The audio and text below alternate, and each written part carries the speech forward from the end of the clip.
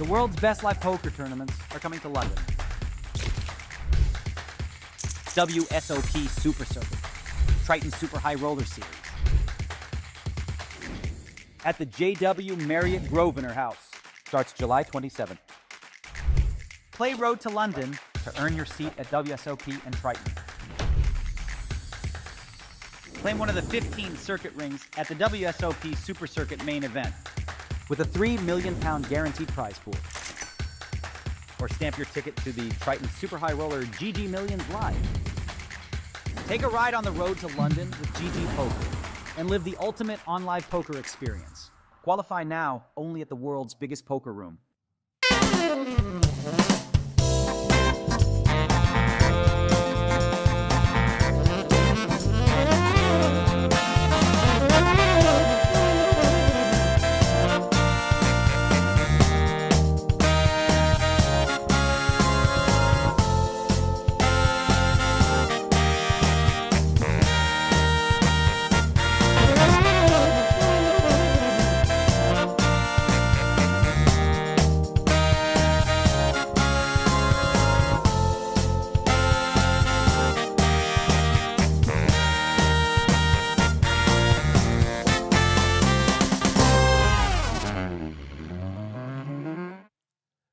Good evening, everyone. We're all business tonight, Lee. It is the World Series of Poker Mystery Millions Satellite. It's an APAT exclusive going out there on GGPoker. Some really good added value for the guys, Lee. How many are in? How far in are we? Do you still have a stack? Of course, I've still got a stack because because the re-entry period is still open. So of course, I've still got a stack. I lost my first stack in the very first hand, unfortunately. Ace Jack versus Kings versus King Queen. But we re-entered and we're doing okay. So we're all good. We're all good. I thought APAT was only freeze outs. Oh, it is, but this is a special one tonight. So it's a Wednesday night. It is the APAT WSOP Super Circuit special. $5 entry. You can still get into this if you want to. So you have got approximately 7 minutes if you want to get into this. If you want to late reg in and give this a whirl tonight. Well, we started off with we got 230 unique players playing in this tonight. We've had 86 have had a re-entry so far because it's a little bit splashy. I'll be honest, it's a little bit on the splashy side. So 317 runners in entries in total. We've got 168 of those left at the moment. And as I say, you've got about 6 minutes left if you want to get into it. It's $5 to buy into it. The whole of the prize pool is being paid out tonight to 15% of the field. But added value, courtesy of GGPoker tonight. The winner is going to pick up a £560 Mystery Million ticket to play live in London at the GW Grosvenor Hotel in London.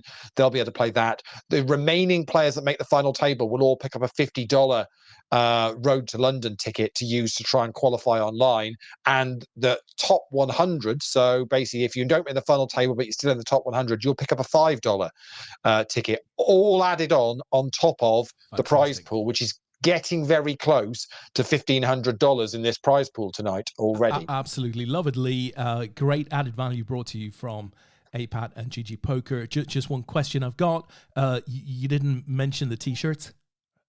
They're t-shirts, right? No, there's no t-shirts. No t-shirts. No t-shirts, Lee? We're giving them a miss. No, we're not. Have doing they given all the t-shirts to True Geordie? What the hell's going on, Lee? Where are the t-shirts?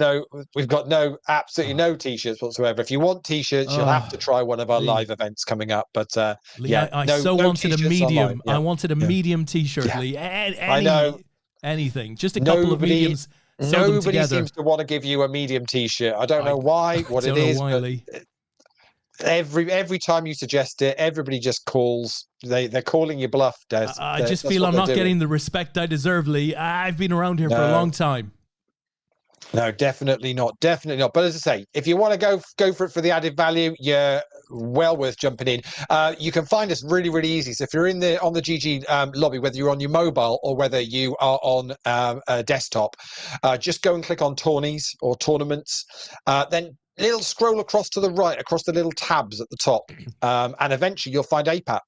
We have our own tab there now, and you'll find all of our tournaments. So you'll find this one for tonight. But of course, if you fancy jumping into the 2 top 10 tournaments that are playing tonight, then you're more than welcome to give those a whirl. One of them's just started, which is the $10 just no limit hold'em tonight. Then in an hour's time, we've got a PLO bounty going on. So if you're playing the $5 Super Circuit special tonight and fancy also giving the top 10s a go, get involved in that if you want to. They're cracking value. I mean, we've been giving out about $300 a week of $T. So how it works is you get points if you finish in the top 10 of the tournaments during the week. There are 10 tournaments each week, 2 a night. And then if you finish in the top 10 of the leaderboard at the end of the week, GG will turn your points into $T. Yeah. Simple as that. Yeah. Whatever you earn in points, they'll turn into $T. Wayne Parker, I think, is top of the leaderboard at the moment this week, and I think he was top of the leaderboard last week for a good chunk of it as well. I think Wayne must have maybe picked up about $50 maybe last week in added $T just for playing some, and of course cashing as well, because obviously you're picking up points, so you're cashing in them as well. So you're actually, you're basically, it's a little booster to those that cash in the week. So we have 3 minutes left if you want to register for this WSOP Super Circuit special tonight on GG. Join the 237 uniques that are still in. 167 of those remain, but it's 339 runners until we've now smashed the $1,500 prize pool, Des. So we're creeping away towards 1,600 here, with players probably that are also playing already, thinking, well, I'll just see if I can spin up this short stack, but whilst I'm still in the re-entry time, and see if they can. If not, they'll maybe just go, well, actually, I'll take it's worth me just taking another $5 and give it a whirl and see what I can do. I'm just trying to work out what you're going to end up with if you do. So it's 10k starting stack, and we're at level 13 now, which is 500 1,000. So basically, if you sit down now, you're going to sit down with 10 bigs. So it's a bit of a punting stack, but we've seen plenty of players kind of dribble along with 10 bigs or less in a tournament. So it's very, very doable. I mean, some of us are sat on 28 bigs. I mean, I don't want to boast or anything, it's but root healthy. You've got root health there. To be honest, it's just a fun tourney. Right, so exactly that. Do not compare this with an APAT sort of medal event or whatever it might be. This is a $5 buy-in, fun tourney. Take a swing, maybe, just maybe, you'll end up with a World Series of Poker seat into a £1 million guaranteed event. That's the point. That's the point to make. So if you win this, the £560 seat is the mystery million, which is guaranteeing £1 million in that prize pool. It's one of 3 tournaments at the WSOP Super Circuit that are guaranteeing over $1 million. Just absolutely crazy guarantees in London. And I don't know whether if you've not had a chance to see, Rob Young posted up on Twitter the other day a little kind of behind the scenes video. He did a little walk around as they're setting up at the hotel, and it's going to be pretty impressive what they've got going on there for the next few weeks. I was lucky enough to go to a dinner once at the room where they're holding it. It's called the Grand Room at the Grosvenor, and it is mightily impressive. So we'll be very, very good. I thought that was the entry fee, Lee, a bag. No. Yeah, no, it's not. Well, for one of them it is. For one of them it's 3 bags. 3 bags full, please. Thank you. Yeah, absolutely. So we'll have a little bit of a thing here with because I'm trying to keep up with some of the players that we'll recognise, but obviously tables close and players move around. So I'll quickly switch us over to table Bane. Dwayne Stacey's on this table, who's currently 3rd in chips, I think 3rd or 4th in chips. So he's TG Bain, top left of your screen, and we were watching Di Farrell's table earlier on. I'll see who else I can track down and bring that. Whilst I'm also just bearing in mind I've got hands being dealt to myself that I need to be aware of. Just Lee, this multitasking thing is really tricky. Yeah. Look, Lee, you can go out anytime now. Right, we've taken you $10. You've done you good. You can just go out now that you've got it started, and we'll get back to the serious business of just having a laugh at everybody else. Well, you've got to be careful now, though, because late registration has officially closed. So you don't want to be doing anything silly with your stack now, because you're basically, the doors have been slammed shut. You're not getting back in. So Lee, are you telling me? I think you're telling me. I think you're telling me that it's business. It's business time. I know what you're trying to say. Exactly that. Business time. Oh, there's no time for messy now. It's business time, Lee. Right, we are locked in. Exactly that.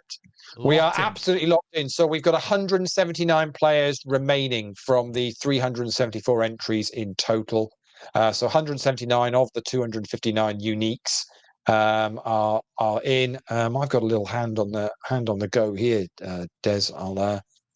I've gone and won it with the I had the pair of fives, and the clubs has sneakily just done the business for me there. We checked it all the way down, to be honest, so it wasn't Howdy, player from Germany. Yeah, we'll happily take that. That's no that works quite nicely. Lee, there are a few out there in Chatland wanting to say hello. Mr. L, right, says, good evening, guys, watching on YouTube on the big screen. I'm so jealous. We only ever get to see this on a small screen, Lee. Can you imagine watching on the big screen? We've got a friend on Twitch, Chapismont, something like that. Yeah, that looks good. Yeah, Chapismont. What's up? Yeah. What's up to you, sir? We hope you're playing tonight. We've got somebody else, Kill Cheese It. Yeah, a bit of that too. We've got Mr. 40. Hi both. Hi to you, Steve. Hey, we might have some time to talk about football tonight, Lee. We'll just have to see how it goes. Well, we didn't really talk about it on Sunday, and obviously the coming Sunday, we've got Chris Bean on, so we're very much going to be focusing on poker again this Sunday. So tonight might be a bit more of a football night. I'm sure Steve will want to discuss Manchester United crippling Wrexham's chances of the in the upcoming season after what happened last night, but. Unfortunate incident. Yeah. And Mr. Ralston has questioned you. He said only 28 bigs. Well, I've just looked down to find where. I've looked to find out how much he's on, and I think he's on 28 bigs as well, actually. So, or certainly was. He's about on that as well. So, so there's not a huge amount in it. Although we know Dan can very quickly move from 28 bigs to nothing, very, very quickly. Quite That's not the way he tells it, Lee. That is not the way he tells it. No. So if you are playing tonight, guys, give a shout out in the box, in the chat boxes, wherever you're watching, whether it's Twitch or YouTube or on Facebook. Let us know if we don't know your user. I mean, I'm getting pretty good with usernames now. Now we're back in the world of screen names or whatever, but if it's a username that I don't recognize or you haven't played yet on any of the APAT games, I might not know you, then give us a shout out. Let us know who you are on GG, and we can follow you. I've got Dan's table up there, I think, now, and he's in a hand with Aviator 36, Ace Queen versus Ace 9.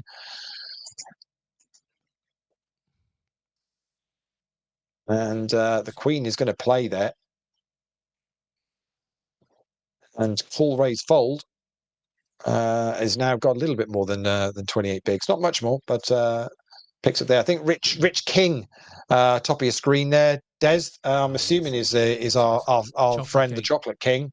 Yeah, I'm going to assume that's the case. Still gorging on the Christmas chocolates he had a couple of years ago, courtesy of the APAT Advent Calendar promotion. Still got plenty in stock, I think. So he's doing okay. Lee, look, I don't know what you did to Steve 40, but all your inspirational words to, take a punt, see if you can get that stack up, did not work out. He said, I had a gamble just before the doors shut. Player took time to call and I was out. Doors closed. Oh, dear. I reckon it's because United lost to Wrexham and he just doesn't want to have that discussion. That's what I think happened there. Well, as I say, the result was fairly insignificant, really. But of course, it was very unfortunate, the nasty injury that took place, which was a punctured lung, which is pretty horrific, really.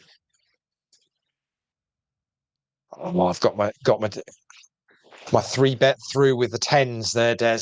I'm looking good against my German friend from the hand before.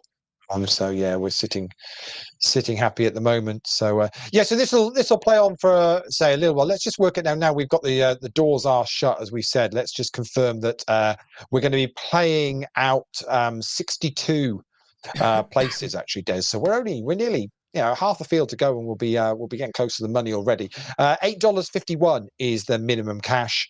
Right the way all up. Winner tonight, Des, is going to pick up $315 for their trouble, which, to be honest, is going to do pretty well to cover their expenses if they win the seat to go to London and play in the Mystery Million. Well, $315 will certainly hopefully do them a little bit of travel and maybe a hotel for the night if they need it. So that will work out very nicely indeed, won't it? Indeed. And who knows? Maybe our 50% of the winner, might raise $500,000 for APAT. Well, I mean, Amazing. that'd be nice. We could finally retire. Yeah. Did we write that down somewhere, Lee? Did I just say that? Did I make that up? I don't Dwayne's know. in a hand. Dwayne's in a hand here against Carla. Dwayne's got the straight, and Carla's rivered the king. I've already had the highest rate actually anyway. So, but for the Broadway, anyway, rivered the Broadway as well. So double up through Dwayne there. McCool is on that table, or McCall is on that table as well. I don't recognise that name, but Kronstadt is a name you'll recognise, Des, on that table. Oh yeah, of course, Brian. Yeah, Brian. So yeah, it's let's see whether I've got McCall in. No, I don't know who McCall is. So we'll have to keep up for that. Kimpy 27, top right there is Kim Callow. Oh, so yeah. Kim's played with APAT for a good while. So yeah, and we did have obviously a chap, Mick. I can't think of his surname. Went with something like McCall. He was based down in the Bournemouth area. Okay. Can't think of his surname now. It may be him. Quite possibly. And Dwayne's going to win that little pot there with the 3 pairing up quite nicely. So yeah, so I would imagine, say we're already now down to 141 runners. Say 62 are going to get paid. Say nice cashes. I mean, even so, all of the top 5 effectively are picking up more than $100 or more tonight for a $5 comp. So very nice indeed. Three-way all in on my table. 10-3 versus Ace King versus Pocket Eights, and the Ace King has hit a couple of kings on the flop, and is gonna scoop the best part of it. And unfortunately, say our German friend at the top of the screens, eights aren't going to be good as that table breaks and I move to a different table. I don't recognise anybody on that table, so we'll see what happens. Meanwhile, on table Dan, it's 3s versus kings versus ace jack, and the 3s have rivered a straight. And Dan scoops the lot. That, folks, is how a world champion plays poker. It's as simple as that. It's take what you get, Lee. Kerry's out there. Hello all. I thought late reg was until 8:20. Evidently not. 8:10. It was in the lobby as 8:10, and I'm pretty sure everywhere I posted it up, it was 8:10. Apologies if it has been posted anywhere as 8:20, but very much that wasn't the case. So sorry, Kerry. I do apologise if that's been read differently somewhere else. Steve was at the Hereford Aston Villa under 21 game last night for 2-2 draw. What a change. Okay. Hereford FC last night. The previous game I watched live was Barcelona. Ah, yes, of course. Wow. I was at the new camp. So new camp to Hereford. I did something similar in 2018. I went from the Champions League final in Kiev, of all places, to my next game was a little over a month later, 6 weeks later. It was the first pre-season game of Liverpool's pre-season. It was at Chester in front of about 2,000 people. Quite the experience, actually. I prefer the Chester. Yeah, well, it is that time of the year, isn't it, where there's the pre-season friendlies come pretty pretty fast and furious, and some random stuff to say. We mentioned, Manu playing Wrexham. Obviously, Wrexham were out in the States on tour, and a number of actually they've had a couple of good results. Really, I mean, they were up against. I mean, we pretty much put our youngsters out last night because the main squad are playing Real Madrid tonight. So within 24 hours. So that was always going to be the case. That was going to happen. And I think, let's say, I don't think it's doing Wrexham any harm. There's about 30,000 there last night for that game, which is it's pretty incredible. Bear in mind also there's all those games are going out on in the States, the kind of the Premier League Summer Series thing, and of course there's also still club games going on over there. I saw Messi scored a couple of goals last night in a win for Miami against Atlanta. So there's still a stack of people going and watching those games as well. So say a lot of football to see. I think there was a game, a couple of friendlies due in Vegas as well. Actually, if I remember rightly, of these kind of series, they do seem to crop up all over the place. Simon's just asking out there, is Des's mic faulty? I don't know. I mean, any bits that I've listened back to recently have been fine. Are you hearing any issues, Lee? I'm hearing you perfectly fine Okay. at the moment. The only issue I've had is the same as I had on Sunday night, was around when the videos are playing. But I think that's the feedback coming through from our system, so I don't think that's anything to worry about. Yeah. Massively. So if anybody else is having a problem, just let me know. Yeah, so just change up some tables again. So as we're just watching that hand there play out with Kim, who's going to win with the ace jack. So I've also now got up, we'll call it table Wazza. Aces Wazza, top right of your screen there is one Warren Brook, who's currently second in chips on this tournament with 118 left. So apparently my mic was lower than yours, Lee. So I've just turned it up to be higher. Oh, okay. To be Cool. higher. Yeah, than no, yours. You should turn it up. It's like you've just done like what Queen at Live Aid. Right. Yeah, that's what you've just done. I just turned it up to 11, Lee. Yeah, love it. Fair play to you. Fair play. Actually, I watched Bohemian Rhapsody whilst out in Vegas. Great. I'd gone back to the room one afternoon and stuck the telly on, and it happened to be on one of the channels, and just that was about halfway through or whatever. But cracking great film. Feel good. Steve 40 says that's better, which, to be honest, is the first time anybody has said hearing more of me is better. So it's quite nice. It's already been a nice evening for me. Excellent. Well, that's what you want. There's nothing wrong with that. Maybe still I'm just lower, noisy, but better. Bloody hell! I'm gonna have to go up another notch. How's that, folks? Maybe they're still all trying to get over the amount of talking I did on Sunday night. Maybe that's what it is. You did. You got stick. You got stick on Sunday night. Frank, who gave you a stick? It was Frank. Frank just weighed into you. Of all people. I've never seen it before. He must have had a bad day on the buses, and he just came in. He weighed into you, bricked you effectively several times. I mean, it was quite violent. Oh, we can take it from Frank. Frank means well. Never a problem, is it really? Looking forward to seeing Frank at the team event for the Worlds. Absolutely. In a few weeks. That's going to sneak around. That's sneaking around pretty quick, Des, isn't it? I've just been putting some schedule stuff together today that's gone to print, and it was like, crikey, before we know it, we're going to be doing 6 absolutely packed days at Dusk Till Dawn. It's going to be great. Oh, Lee, I had an email from somebody today that said, Des, I've had to move that meeting we'd planned for time X to time Y. It might clash with something in your diary. I hope it's okay. I hope you can make it. Right? I had to make it.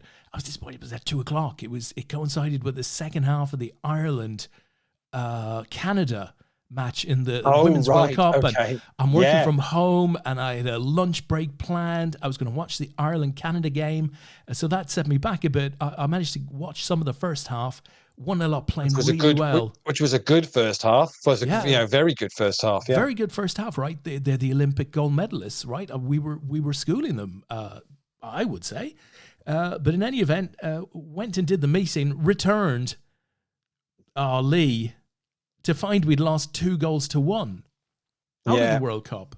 Very disappointing. Yeah, lost, conceded a goal at the end of sort of added on time at the end of the first half. Yeah, it was And about then 20 minutes conceded into added time. Yeah, conceded early in this or early-ish in the second half, and then to be honest, I mean, Canada didn't pull away. They didn't, absolutely storm it after that at all. Far from it. So we're just lacking in a bit yeah. of firepower. But actually, I thought some of our play, and can I just say, super impressed at the continuing increase in quality of the women's game. I mean, would it be wrong to say that they're better to watch than a hell of a lot of the men's play? I don't know. I've not seen loads of it. I watched the England game, which I thought was poor. Yeah, I agree. The England game wasn't great. I thought that was it wasn't a great game, but yeah, so from I'm what not I've seen, necessarily- some of the highlights of some of the other stuff has been there's been some pretty poor keeper errors in some of the games that I've seen so far, but actually the quality of a lot of the goals and a lot of the build-up play and through transitions and stuff is pretty to be clear, I'm not sort of saying the girls are playing with the technical level of Premier League clubs. I'm not saying that at all. It's just that it's almost more entertaining because there's less of the stuff that makes the men's games boring. And professional fouls and stuff like that. It's just a lot more open. It's wider. But isn't that the point? Because it's entertainment. Yeah. So it really you go and watch sport either to kind of be in awe at the skills and the quality, or you're to be you're entertained by the competitiveness or that and actually quite a lot of the time you can be watching stuff which has got none of it, and therefore it's pretty it's pretty boring to watch. But it's been some good games and some closer games as well. Okay, there have been a few that have been pretty much all over, but yeah. So Lee, look, I've got some abuse incoming. I think I just need to put this up on screen. So first from Carrie, maybe Lee just has a bigger mouth. There is that possibility. Carrie alongside Frank in the Let's Abuse Lee tonight. And frankly, I'm all for that. You have a go at him. The more abuse that Lee's getting, technically, the less abuse I should be getting, and that's okay. However, Dan comes in to quickly burst my bubble by saying sound quality has increased, however, show quality has decreased. And I understand what he means. And to be honest, I think he's right. That was quite funny. And Carrie said, did you see Brazil's game the other day? Brazil had some great plays. Didn't see it, unfortunately. But what I have seen, I've enjoyed. Yeah, no, it's been pretty good.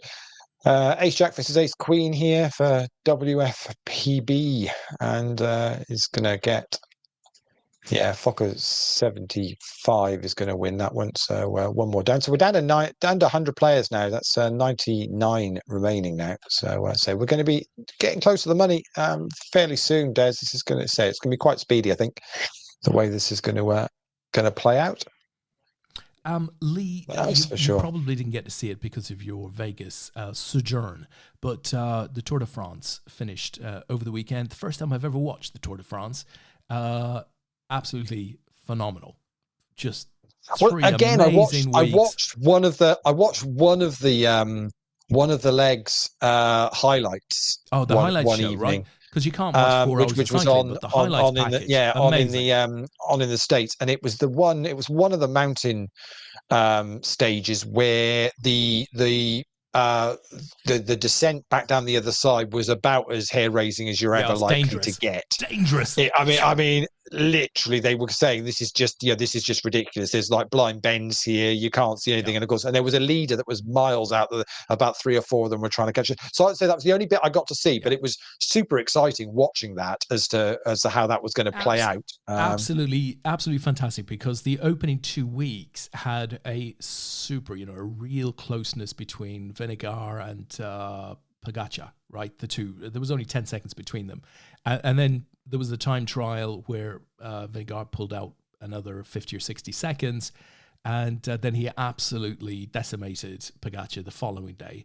So over the course of 2 stages, we went from 2 weeks of there only being 10 seconds between them to there being over 7.5 minutes. So it was done with about three days left to go.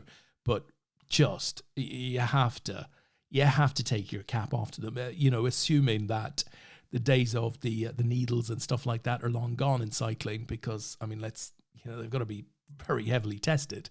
Assuming that, then physically, I mean, what a difficult sport. Incredible stuff. And the endurance levels are just phenomenal, really, when you're doing that. I think they're doing that day after day after day, just literally emptying the tank and you're and going going up the again. side of a mountain at a 12, 15 degree gradient. You've done this after 5 or 6 hours of riding, and you literally have hundreds of people on the side of the road within inches of you, sometimes touching you, putting phones and flags in front of you, and you still have to get through. So just the physical, but also the mental anguish of cars and motorbikes and people. Oh my God, hats off to those guys. An incredible sport. And why I mentioned the cycling, because obviously we pivoted from the Women's World Cup, is that this week the Women's Tour de France, the Tour de France Farm is playing out. And again, they've got a highlights package every night. I've watched the first one. The others are on record. Again, magnificent. So yeah, some great sport there that I've never really appreciated before. No, it's and it is always it's a good summer months are always good for kind of that, and of course there's always sport going on all over the place. I think Natalie mentioned it last night. Maybe she said she messaged me to say, "Oh, I'm watching the Burnley game because they were playing some preseason friendly on one device," and she said, "And I'm watching the Las Vegas Aces were playing basketball on Sky." Somewhere, so she's watching that game as well, because obviously we saw them whilst we were out in Vegas, so kind of got a little bit attached to them as a team now, as well. Yeah, and it's so football season might be out, as Negreanu gives a little bit of a jig on screen, which is always nice to see. And I do love in the our opening credits at the moment. And I know not everyone might get on the show because it's the trailer for the WSOP. His pronunciation of Grosvenor is a delight to listen to. To be honest, on the voiceover. it's not badly. I did think to myself, I wonder how often they had to explain to him how to pronounce it. Grosvenor. It's it was very, very good indeed. So or to send him all good. So we're down to 84 runners now, wow. And as I say, and we're paying top 62. Unfortunately, I won't be one of those, as my ace jack ran into kings and queens. So you're just wanting an ace there, aren't you? That's all you want. Just an ace will do you, but it wasn't to be for me. So that's the thing. You see, there's a fallacy. That's a fallacy, and everybody's thinking, Lee, all I need is an ace. There's only 3 other aces max in the deck. Yeah, exactly. Nothing you can do about it. So yeah, it's not going to be me that's going to be picking up the ticket, unfortunately. Yeah. So sorry to hear that, Lee, but elsewhere, Dan says, obviously tongue-in-cheek. Des, I know that, Dan. I know that. Please don't ban me, though. Can we ban him, Lee? We wouldn't want to ban Dan. Dan's a good one. We'll be good. Steve says, Tour de France was quality. Yes, you had to watch the complete day stage. The highlights didn't show the breakaways, how they're made, and how the peloton chased them down. Chapeau. Absolutely sensational it was. Chris Hibbert says, one guy taken out by a guy taking a selfie. Absolutely right. And lots of people it is quite dangerous. I mean, they say when they're doing those mountain stages where they are just out there and yeah, I know a lot of the fans are very experienced and they know what they can and can't do or whatever, but still it's just frightening to explain do. This one to me. There's a cyclist who, again, he's 80% through the stage. He's in a good, strong position, and he chooses to take a water. And this is another whole skill: taking water from either your domestique on a bike, right? They're like a delivery bloke. They just go up and down through the peloton delivering takeaways and stuff, or from the car, which evidently is more skillful because you tend to be going about 40 or 50 k's an hour, and it's like there's an exchange of product, right? Well, one guy tried to take a water from a car on a corner, traveling at about 50 k's, and of course it didn't work, Lee. He just tumbled over and hit the wall, and it was a disaster. I mean, it made great viewing, don't get me wrong. I like the occasional smash, as you know, but I mean, not a great decision at the time, I thought. No, not. It does make you wonder the risks they're taking, because obviously you can the wrong crash at the wrong time that you can't get back on your bike and make up a little bit of time, and all of a sudden that can be your tour Well, I over was with, because thinking, once you fall away, it's very difficult to not well, he's tumbled in front of the car, Lee. I was just thinking about, would he get up again? Because I counted. But they're very robust. These guys, They're they very skinny, bounce Lee. off I don't know most of- how yeah, they yeah. can be robust, albeit they do bounce. They do bounce. Somehow they do bounce. They really do. But I counted on many occasions, and every time I came up with the same answer, and that is they only have two arms. And when they extract, what's the word I'm looking for? Extract an arm to take a drink. They've only got one arm on their bike. You turn a corner at speed, well, balance just goes out the window. That's what out the window, across the bonnet, and into the wall. That's what happens to balance. Dear, oh dear. No, absolutely. Simon says, did you watch the Open? What's with people shouting random stuff on tee shots? Is that still a thing? You the man! You the man! It is. They weren't shouting that in Scotland, though, were they? It was pretty. It was Liverpool, wasn't it? It was Liverpool. Yeah, it was wasn't Liverpool. even in Scotland. Yeah. Chris Hibbert says, lucky the wall was there. The other side was a cliff. There you go, Lee. Do you know what I'm saying? Yeah, it's pretty dangerous stuff, isn't it? I'm amazed that there's not more really, really serious, injuries than there are at as the tour plays out. But it's a great spectacle, isn't it? And we've been lucky enough to have it in the UK every once in a while for either a couple of stages or a start or something like that. It's and the fact that it's so close. I've never been to see it, but considering it literally is just across the channel. Yeah. Really, there's loads of stuff that we could do that we don't do. Yeah, it started this time in Bilbao, so it was in northern Spain, and or it was in the Basque country, and the crowds were just, insane, absolutely insane. How many people go out to watch this thing run? It is and it isn't, because I could imagine if the Tour de France was running through, my local town, I'm pretty damn sure I'd be out watching it as well. It's just incredible to see something like that running through your town. But where else do you get to experience such a high-level sporting event literally on your doorstep? Yeah, no, it's pretty impressive. I must admit, talking about that, obviously we had another Formula One Grand Prix at the weekend, and it did make me think about the Vegas Grand Prix in November. Obviously the season is going to be pretty much over by the time that Grand Prix takes place. I don't think it's going to have a huge amount of significance from a point of view of how the season is going to play out. It's the color of it. That's all. But to get out there and witness it is quite tempting, I must admit. I'm telling you now, Lee. I'm telling you now, if the sphere isn't turned into Max Verstappen's helmet, I will eat myself. Yeah, no, that's an absolute gimme. Likely to happen. Yeah, it's a likely, and they do actually go. So there is a sphere section of seating in Vegas. So it literally goes right. It literally wraps around it. Amazing. So the sphere is behind the Venetian. Yeah. So, and it's got a walkway from the sphere into effectively the back of the Venetian, which is where the conference center is at the back of the Venetian.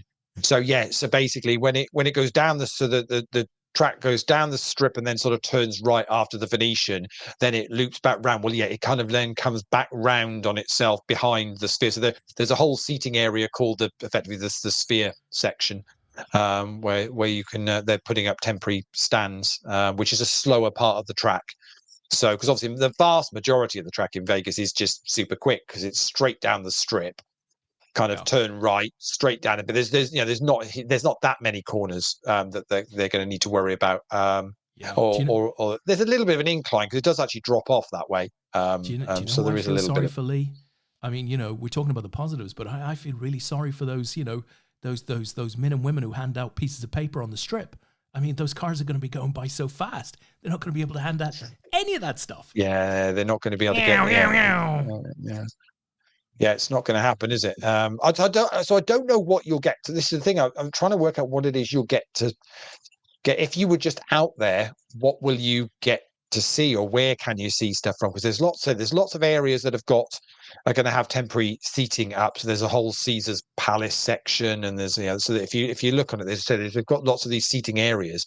But if you were just out there for the weekend, and you've got a hotel room, so you've got somewhere to stay, and you're staying sort of close to the strip, I'm assuming come race time you'll be able to get out there and look, they can't see be some of it. closing down the strip, Lee. They can't close down the strip, because a lot of people will be going to Vegas not to see the Formula One. Therefore they've got to allow people to move about. So I would therefore assume if that's going to be a thing, obviously the roads will be shut off. But yeah, I'm assuming therefore you've got no reason why you wouldn't be able to move around, which means you should be able to find yourself a spot to kind of take in some of it without needing to have paid silly prices for a paddock ticket or a seating ticket, in which case then it just comes down to actually you getting out there and booking a hotel. And there's no shortage of rooms in Vegas. There's certainly, and actually the prices have dropped significantly. A little while ago you couldn't get a room for less than sort of $600 a night for the weekends over the Grand Prix, but actually now that's more than halved. Oh, I'm tempted, Lee. How much to go? How much is a flight? So I have priced this up, so I know exactly. I knew you'd have priced it up, Lee. I mean, I knew that it wasn't a blind question. I knew you'd have info. No, I priced up. I can get into the Horseshoe for. It's the Thursday, Friday, and the Saturday. They're charging $280 a night, but then the either side of that is comped. So if you wanted to do 5 or 6 nights out there, and you were going to share a room as well, it's going to set you back about $50 a night each, roughly, if you wanted to do it. Then plus your flight costs obviously as well. But and there's ways and means of making that cheap. So you could probably go out there and do a weekend out there for the Formula One for less than $1,000.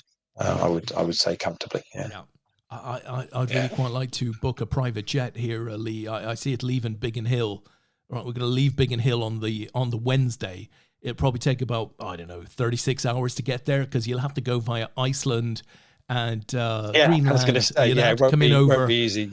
Newfoundland and then down the coast, right? Because I want a really small private plane. Maybe it's the way you want to do it, so you can get out there. But it's going to be I think it'll be one hell of an experience. I'm assuming though it's going to be an annual thing. They're not going to all of this trouble to only do it as a one-off. I'm assuming they're going to look to have it in, and obviously there's so many more Formula One Grand Prix now in the States. It's very much become a part and parcel of the season, isn't it? So the only thing that I'd say, Lee, is that to a degree they're going to have to take the temperature on the impact of it, both not necessarily financially, actually, because they've already the numbers financially, right? Financially are frightening for what it's going to do. I think the impact that they'll need to take is, is it a negative for people who are generally in Vegas at that time of year? Now, I can't imagine November in Vegas is, I wouldn't have thought it'll be an issue. A big touristy time. No, we chatted to a couple of the Uber and taxi drivers whilst we were out there about it, because it's a topic of conversation you can have when you're in a car going somewhere for 5-10 minutes or whatever. And generally it was a positive feel. They were explaining that the strip gets closed normally twice a year for New Year's Eve and for the marathon that they do once a year. That's the only time the strip ever gets shut. And for both of those, it's a bit of a nightmare, and it's a bit of a pain at the moment because they've got a number of the roads that are closed, or they're doing works ready for it. So they're doing a lot of prep work at the moment. So the taxi drivers are finding that a little bit of a pain. But the traffic was a little bit busier maybe than a previous Vegas trips. But that could just be down to there seem to be more people in Vegas, so it might just be that's all it was, and it's just simply the volume of people. But again, you just got to say you find your ways of getting around. Funnily, if you use the monorail a lot more this year than I've ever have done before. for just to hop on and when you want to quickly cut out a bit of walking or whatever. So or getting in a cab. So yeah, you just find ways to make it work, don't you? You absolutely do. Listen, I don't know if we'll have the answer to this, Lee, but the question does keep coming up. Simon, any news on online sats for WSOP? So I would imagine once this thing is out of the way, we'll now move on. To the next once thing, this is out of the way, and we'll be moving on. I mean, I've got a feeling it's not going to be great news for people that want sats. Unfortunately, with kind of the timing of everything else that's been going on with this WSOP London and everything else, it's just proved a little bit tricky for GG to schedule anything in. So it may well be that it's not going to be positive news. But as soon as I can get anything confirmed, I will let everybody know what the plan is going to be. Obviously, for those that want to play the Worlds, pre-reg is available now via Lux and Pay and the Dusk Till Dawn cash desk for all events. So every single event that we've got on live, you can get involved with those and pre-reg if you want to. I know loads of players have already done that and to just secure their seats. We're expecting everything to pretty much sell out, or if it doesn't sell out, it'll be switched across because another event has been more popular. That's one of the benefits with Dusk Till Dawn, when we've got 3, 4, 5, 6 events on any one day. They've got the ability to, if something's proving popular, they can just slightly switch the caps to basically make sure that we try and don't disappoint players if we can help it. Dandy Gandy with Ace Queen there up against the King Jack of Ups 8800, and it was only a short stack for Ups, so it's going to get a little double up. We're getting close now, Des. We're at 66 runners, so we're paying top 62, so we're getting very close to the bubble here now. So we'll keep an eye out on who we've got. So on the first table I've got here, we've got Dwayne Stacey there on 24 bigs. The remaining's got 9 bigs in a hand here. We mentioned Brian Kronstadt with 11 bigs. McColl's there with 16. Alpine Horn with 6 bigs at the top. So there's that table there. Just watch Dandy Gandy just lose a few chips there. Foo Fighter 22. I should know who Foo Fighter 22 is. Hello, they're not on my list. So whoever Foo Fighter 22 is has got 5 bigs. Dutch 0115 has got 20 bigs, so looking quite good. And then the third table I've got up has got this guy on it. Do you know who this guy is, Des? Oh, that name rings a bell. It's that guy. That guy. It is this guy. It is one Ben Burnhill. Ben Burnhill is this guy. I like to call him Sonny Boy. Yeah, so he's got 18 bigs at the moment, and he's one to his right, who's literally all in, is Shamble G's, great name, which is Tom Clark.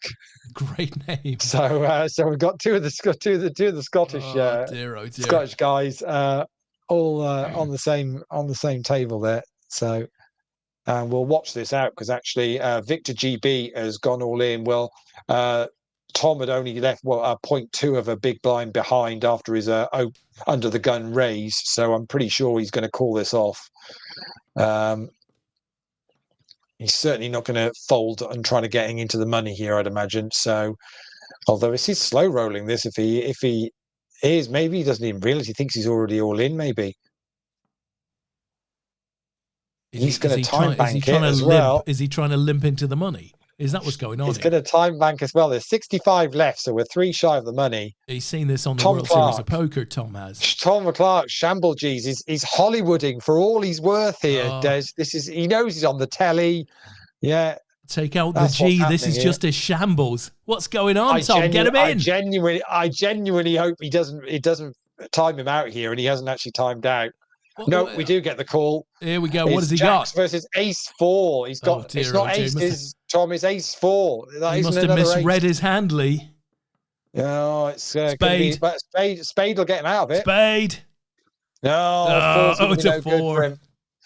That's going to be no good, and we're going to lose Tom, and that actually will mean we already lost somebody else. So I think Tom's exit there is going to take us down to 63, I think, and there comes the little graphics to tell you that we are on the bubble, and it is going to be the pure bubble, because That's been 2 exits that last round, which means we're down to 63 now. So we only need to lose one more player, and these guys will all be in the money. There is short stack is Ups, actually, who was on the other table we were looking at earlier on, who's got 3 bigs. So I mean, 3 bigs is chunks when you're on the bubble. I mean, it doesn't need to. Well, it depends on how badly you need 7 or 8 bucks, Lee. Right?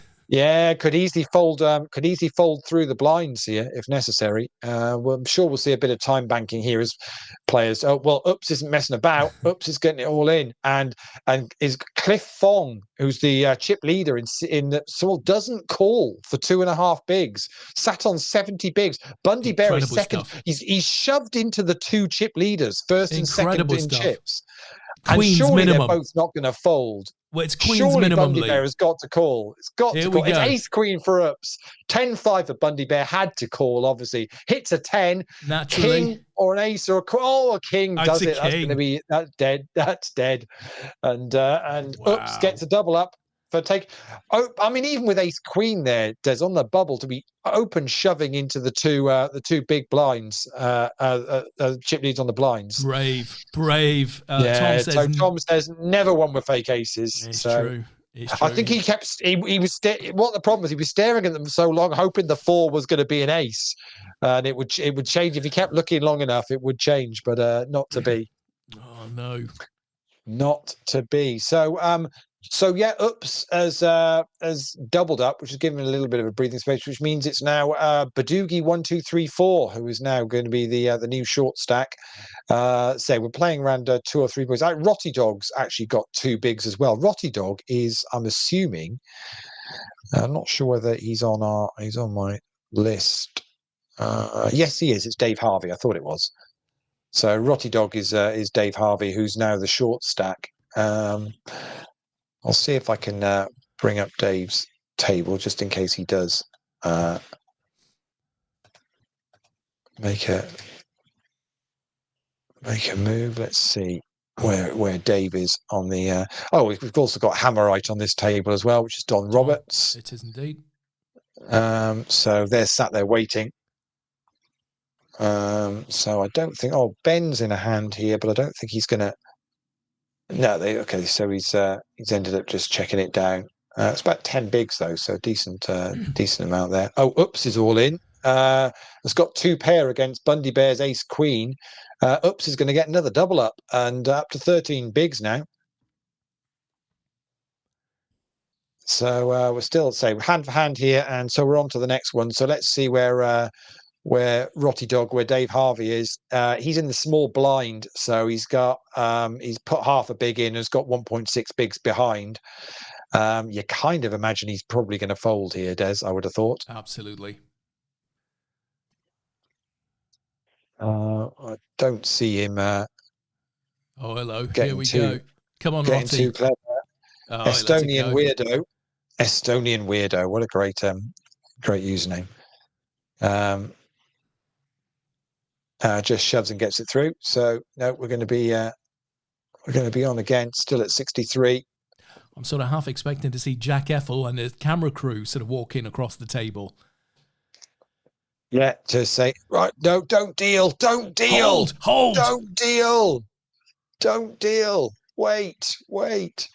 They get very feisty, the TDs in Vegas with that kind of thing. They no nonsense with the there's no sense of humor with it either. There's no sense of humor, no nonsense with the dealers. It's brute. The dealers take some absolute flack from the TDs around bubble times. No message. Like you wouldn't believe. Have you seen they've all got shotguns out back? I wouldn't be messing with them either. No nonsense. It really isn't. So on we go. So it looks like Dave Harvey might be getting away here because he's going to have a whole another orbit before he needs to worry again. Lee, listen, a sad day with the loss of an entertainment, if not sometimes controversial legend, as Jordan Henderson leaves Liverpool. Yeah. What's your take on it? What's your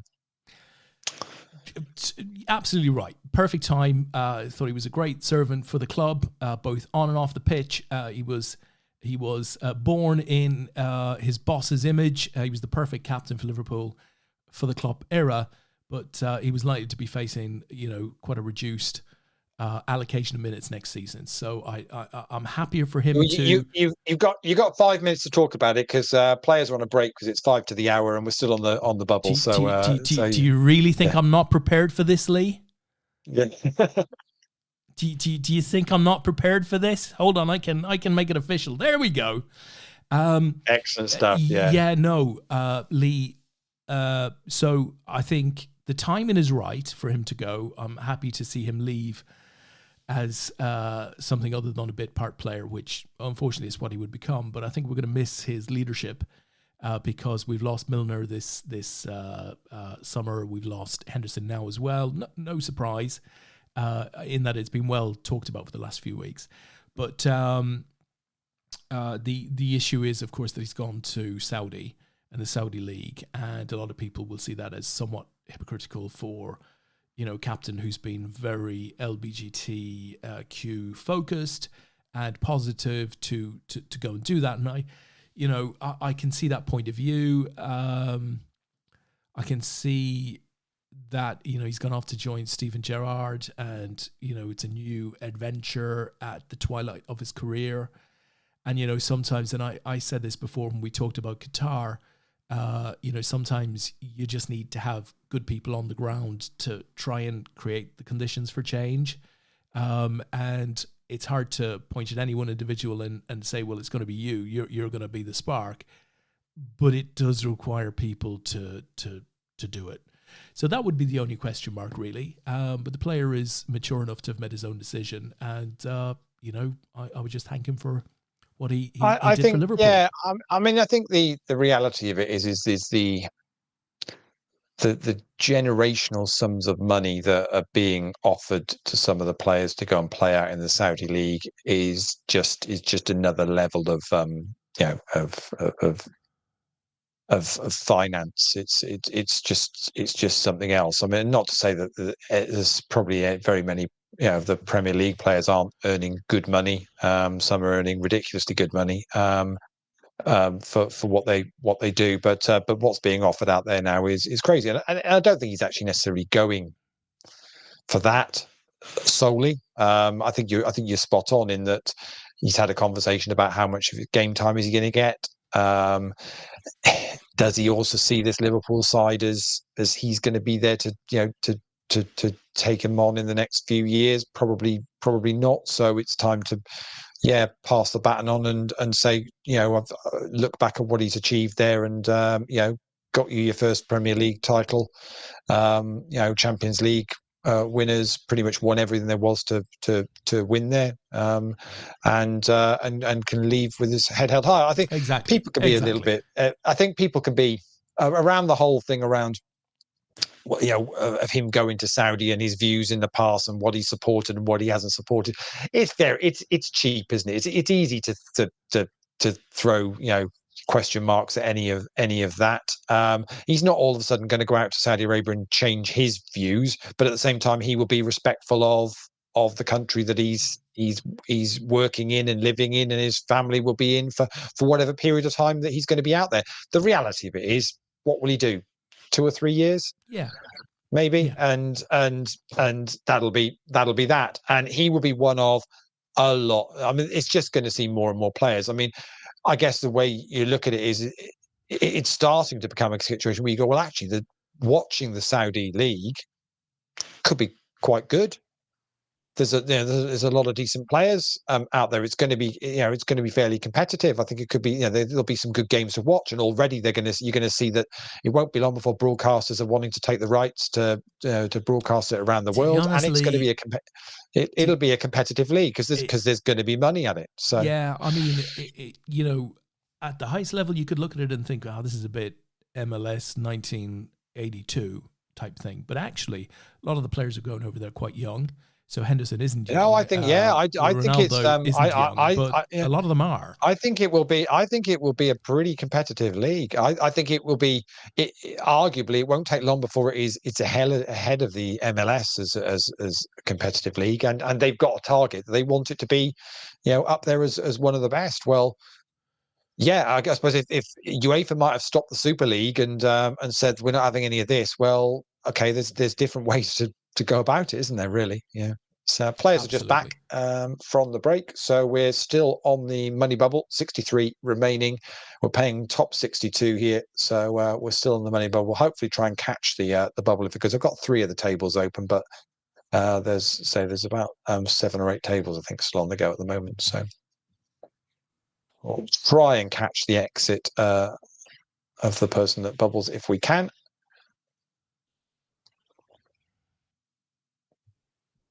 We're going to see more of it. So it's whether say money talks. You've seen it in golf, and very quickly they've found a way to compromise and work together moving forward. Because when you have some sort of money shaking up a market or a sport.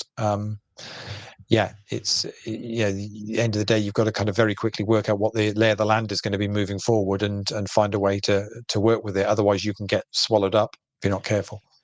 Oh, absolutely right. Absolutely right. TV, Lee. TV, because we haven't spoken about TV for a while. I mentioned to you that I've just finished Silo, which resides on You said you enjoyed that. TV. Really enjoyed it to the point that I bought the audiobook recently for my car travels, and I've started that, which really I think good. we might be done. We might be done because it's a diamond jack. on the river. Oh. Diamond on the river is going to mean Dutch 0115 ups as after what was it, 2 double ups, got up from a couple of bigs up to 13 bigs, has been done, and that is going to be the bubble burst. So congratulations to the 62 players remaining. Rotty Dog made it. Dave Harvey made it with 1 big. There he is. There he is with the 1 big. Comfortably. Yeah. No, never in doubt. So he's picked up $8.51, and of course the other thing is the top 100 in this are all picking up a $5 WSOP Road to London seat as ticket as well. So so that's nice, and that I'd forgotten about that. It just made me go and look, and hey, I finished 89th. Get in there. You've scored. So if you ask nicely, they might give you a T-shirt instead of that. My $5 ticket only cost me $10. That's good, isn't it? That's the way to do it. Yeah, Lee, not So obviously, a percentage of that was your shot at the big time, sir. Exactly. Which, obviously, you failed miserably. You failed miserably, Lee, in 89. Yeah. So Rotty Dog is all in with ace-6 against the mighty King Deuce of Don Roberts. 2 power stacks. 2 absolute power stacks, and Dave Harvey's now up to 4. The 4 bigs. What's he going to do with? It's nosebleed territory of 4 bigs. What's he going to do with that? Honestly, it's hilarious.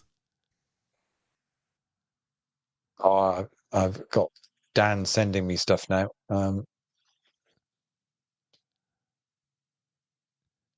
Dan Alston. Dan sending stuff saying that Saudi Arabia's 3rd division is offering new players the chance to join with the promise of £3,000 per week, a house, and a new car. Where do I sign?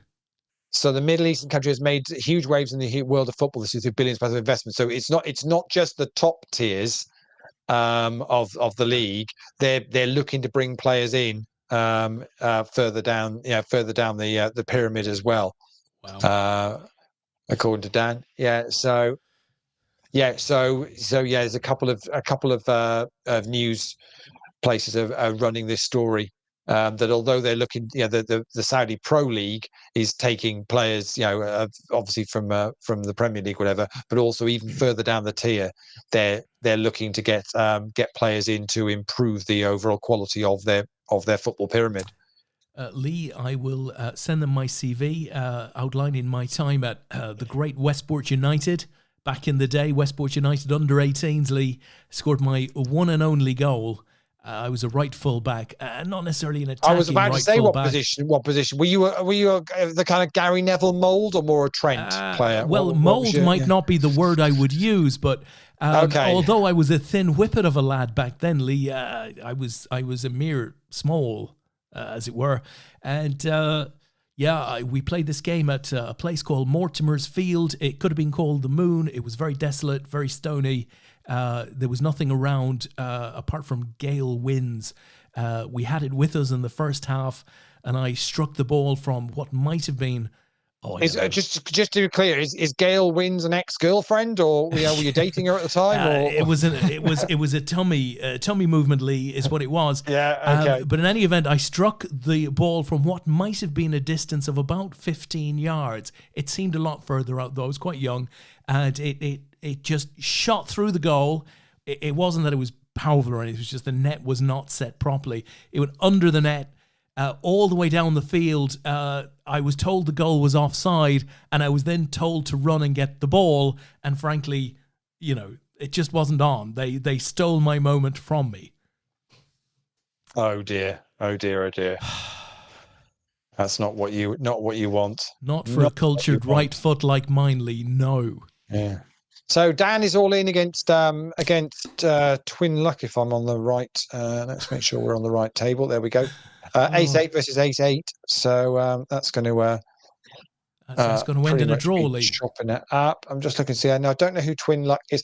Now there's also a little Moley on this Shirley? table. Well, I'm kind of guessing it probably is. Shirley, you got to be Shirley.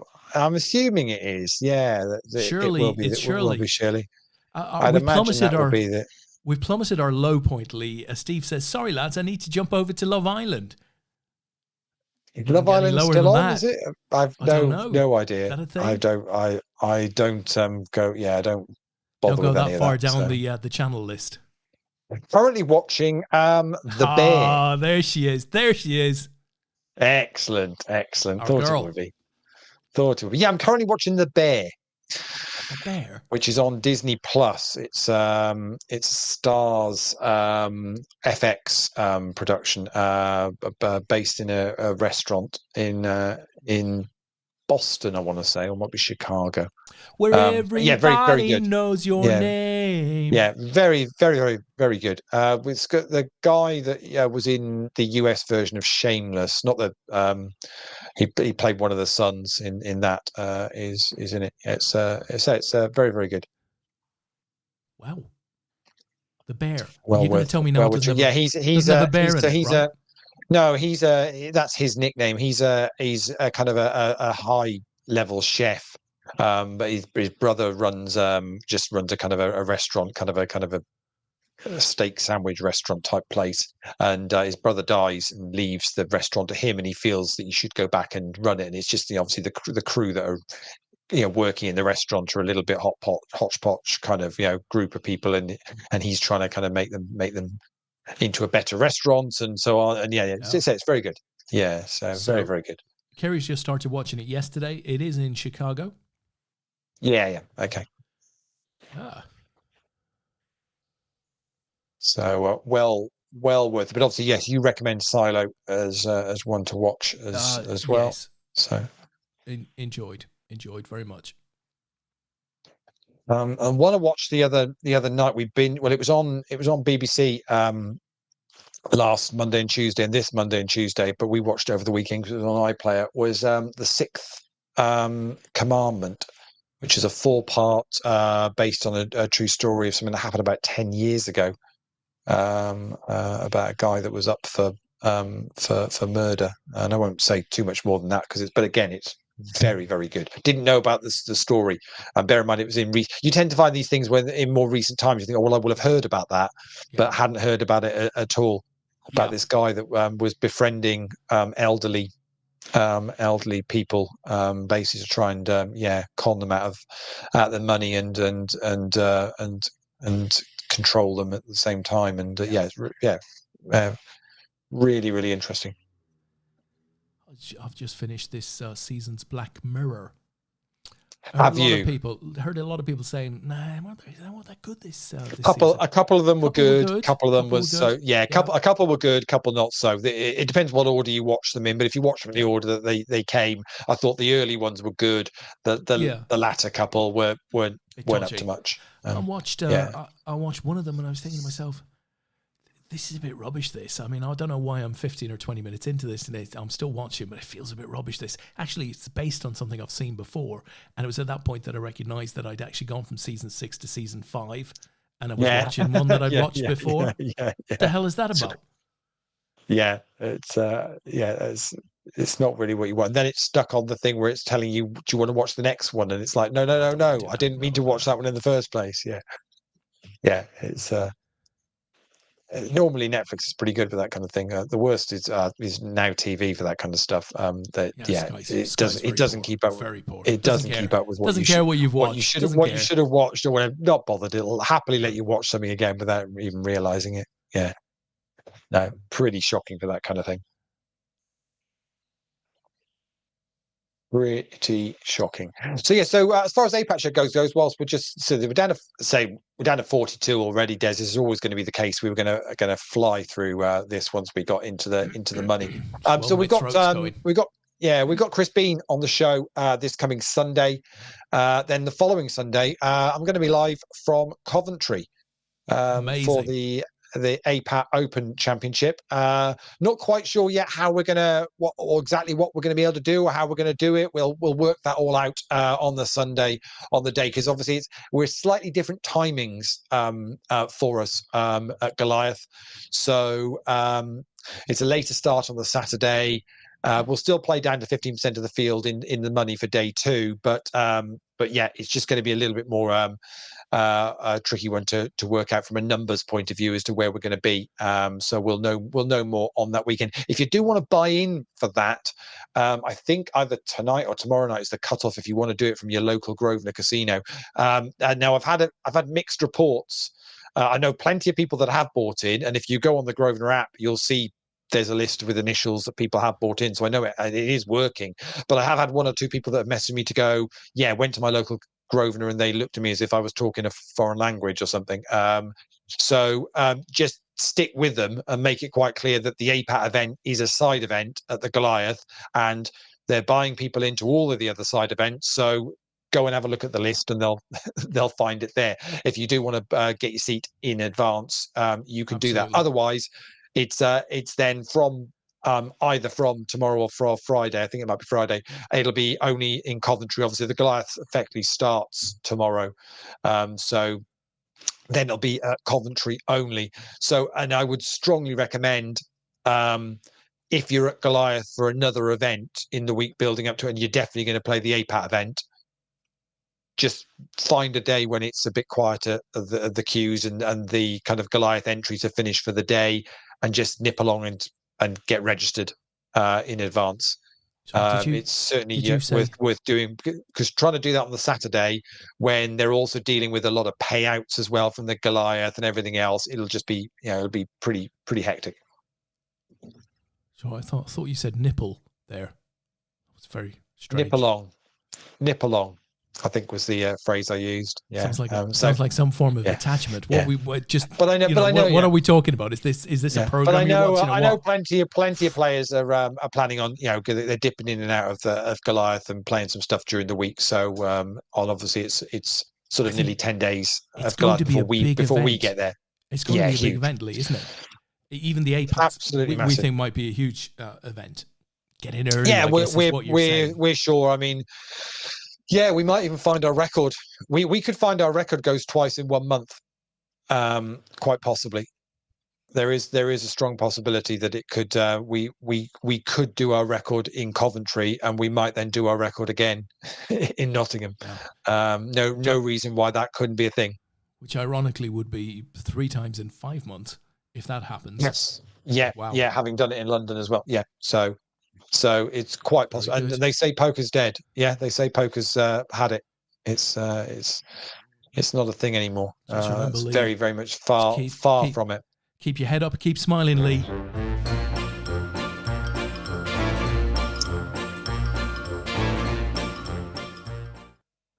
Never seen a man so happy to pick up a silver medal. Yeah, absolutely. Little Moley's all in with the nines against the ace 8 of Dan. Don't do it, Dan. Don't do it, Dan. Don't do it, Dan.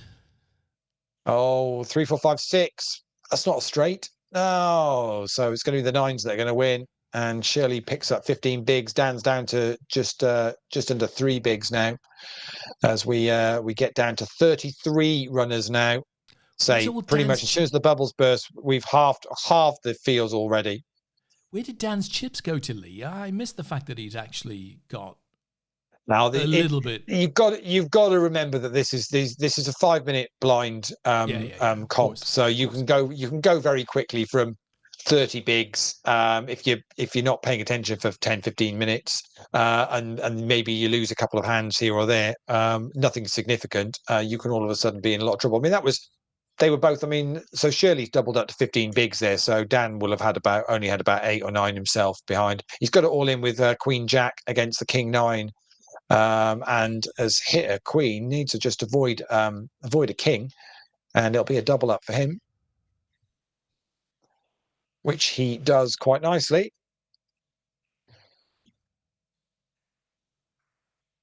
So at the moment, our chip leader is Bundy Bear, who's from the Netherlands.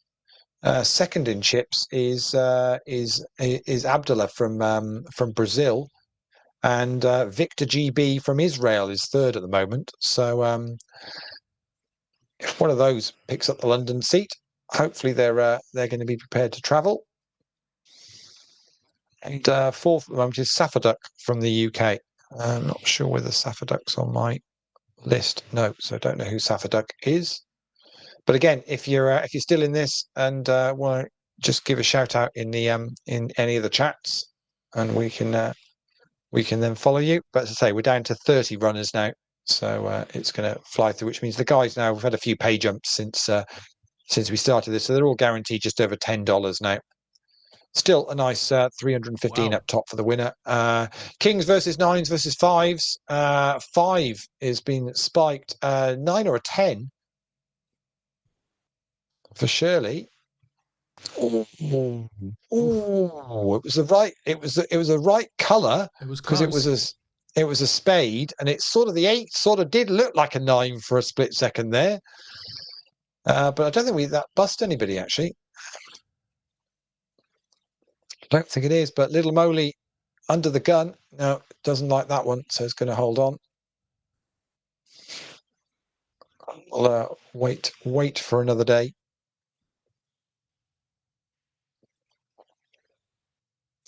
Jovial Gent. With Joe being a capital J-O. Wonder who that is. Who are you thinking? I was thinking whether it was Joe Carhill, but he normally goes under a different name, doesn't he? So he does. But I know some players have tried something. Have tried, something a little bit different when they've registered for GG, as I did, rather than my usual chipper crawl. What a mistake! Screen what name. A mistake that was. Your long-established name. Well, you just don't want people to know who you are. You've got to go under in. You've got to be far more discreet these days, Des. You've got to get it quietly with nobody knowing who you are, so they don't see you coming. That's what you've got to do. Never a problem for me, Lee. No. It seemed like a very good plan till I realised that, well, we're just going to go on the live stream and talk about me. So on GG, so it doesn't. The only plus is that many players will have seen your new name several times and still not remember it. No, exactly. So yeah, there is that possibility that it'll still go under the radar. I actually played a satellite the other week on Grosvenor, and I hadn't remembered what I'd set my screen name upon that. So I hardly play on there at all.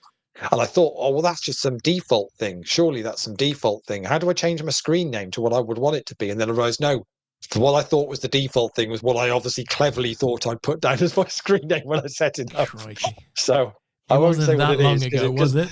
It must have been a good while ago, but I won't say what it is because it genuinely is that randomly discreet that nobody will ever know it's me. So that'll be okay. So all will be fine. So we are down to 29 runs, but I mean, average stack here is 12 bigs. So there's, cool. It's pretty shallow here. So we're going to see that. Anyone playing in the top 10 games tonight? 56 runners in the $10 no limit hold'em. That registration has closed now. But if you do fancy playing one of the top 10s, started at 9:05, is the PLO bounty tonight. Currently got 17 runners in it.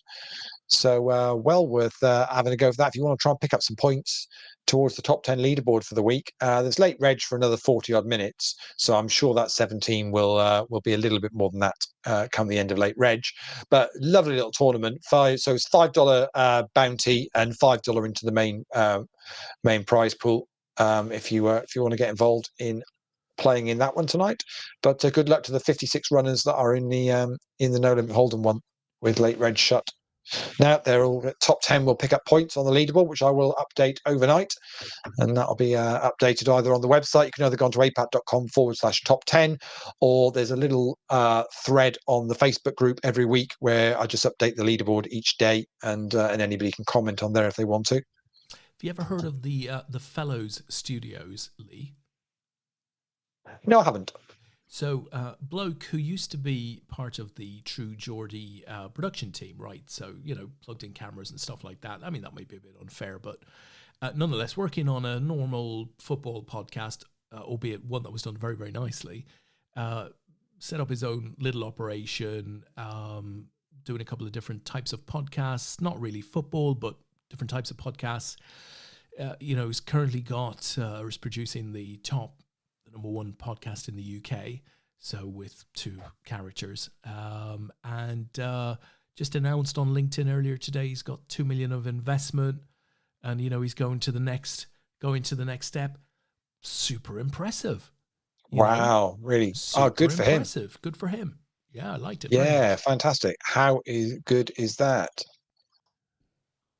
It's amazing what can come of these things. I still follow the guys that have been doing all the drone work at Anfield with the expansion. I saw the big announcement today that, well, surprise, surprise. I think anybody that's been following the guys' footage knew what was coming. That there was no way in this world were they going to be ready for the first home game of the season. Yeah. And so that's I'm got a bit announced. Disappointed. I've got a couple of tickets for that game, and I'd hoped to get into the new stand. Now the lower tier is still open, but I don't want to go into the lower tier. Where are the away fans going now? Are they in the upper tier there? They will be in the upper tier. Will they have the whole of the upper tier normally? God, no, Jesus wept. No. That's a huge upper tier. Okay, so how many? I don't know how many away fans do Anfield normally offer. Maybe 2,000 or 3,000, something like that. So right now, is that all really? Right, probably, okay, yeah. Right now they're in the lower tier on the right hand side. Okay, yeah, about that I would say. What is there a standard? Is it a percentage of? I know for cup games it's a percentage, isn't it? It has to be a percentage. But for anything other than that, can it be whatever you want to do? I would imagine. I don't know if there's any rules on it. I would imagine there are rules. Yeah. Oh, I assume there's got to be a minimum. There's got to be a minimum percentage. But other than that, then it's up to you what you choose to to want to do. I guess it depends on whether you can fill out your stadium or not. Yeah. So so they're now just going to be what in a one side of the top tier there. I doubt very much they'll get a full side. I mean, that's the capacity of that new stand is pretty chunky. But what I'm saying is they'll have from one end of it to however far they go. Yeah. Off the top tier. Absolutely. I believe it's off the top tier. Yeah. Yeah. Okay. So effectively, you're moving them from the lower tier, similar scenario, to the upper tier, and the new seats are predominantly for a bunch of new season ticket holders that were created, which is good. Some corporate stuff and some match day sales, for members, stuff like that. Very nice indeed. And touch wood, they do the COP next, and that would be amazing. Yeah, and I think they're now just doing a phased opening, aren't they? Is the plan? I think is they just sort of, as they did with the main stand, is so Correct. it'll just be gradually the capacity will go up over maybe 2 or 3 games as they'll use Correct. those as part of the That's testing as well and everything else, which makes they're perfect saying sense. they want it completed by the middle of October, so that's probably what 3, 4, 5 games, something like that. Yeah, well, the pitch is all down and everything's all good now, isn't it? So looks amazing. Yeah, I've been following also what they're now doing at in Barcelona with the new camps. Obviously, Real Madrid is pretty close to being done, and now obviously the new camp is going through a similar process. But the demolition work they're doing in Barcelona, I'm surprised. But apparently the stadium's going to stay open throughout all of this work, but it's going to take 2 years for them to get everything done. Ace 10 versus King 9 versus the 10s here, and 10s. Oh, Ace on the river. Oh dear. For Bond 3, the 10s were the chip leader. That's our WAP is the chip leader from Canada at the moment now. So, but our friend from Bond 3 from is that Iceland? I think it is. I might be Finland actually. It's Finland, actually, thinking about it. I should know my European flags better than that, Des. I'm rusty. Is still going from Finland, Bond 3. So we're down to 21 players now. So another pay jump now. So we're creeping up towards $15 nearly now as a min cash.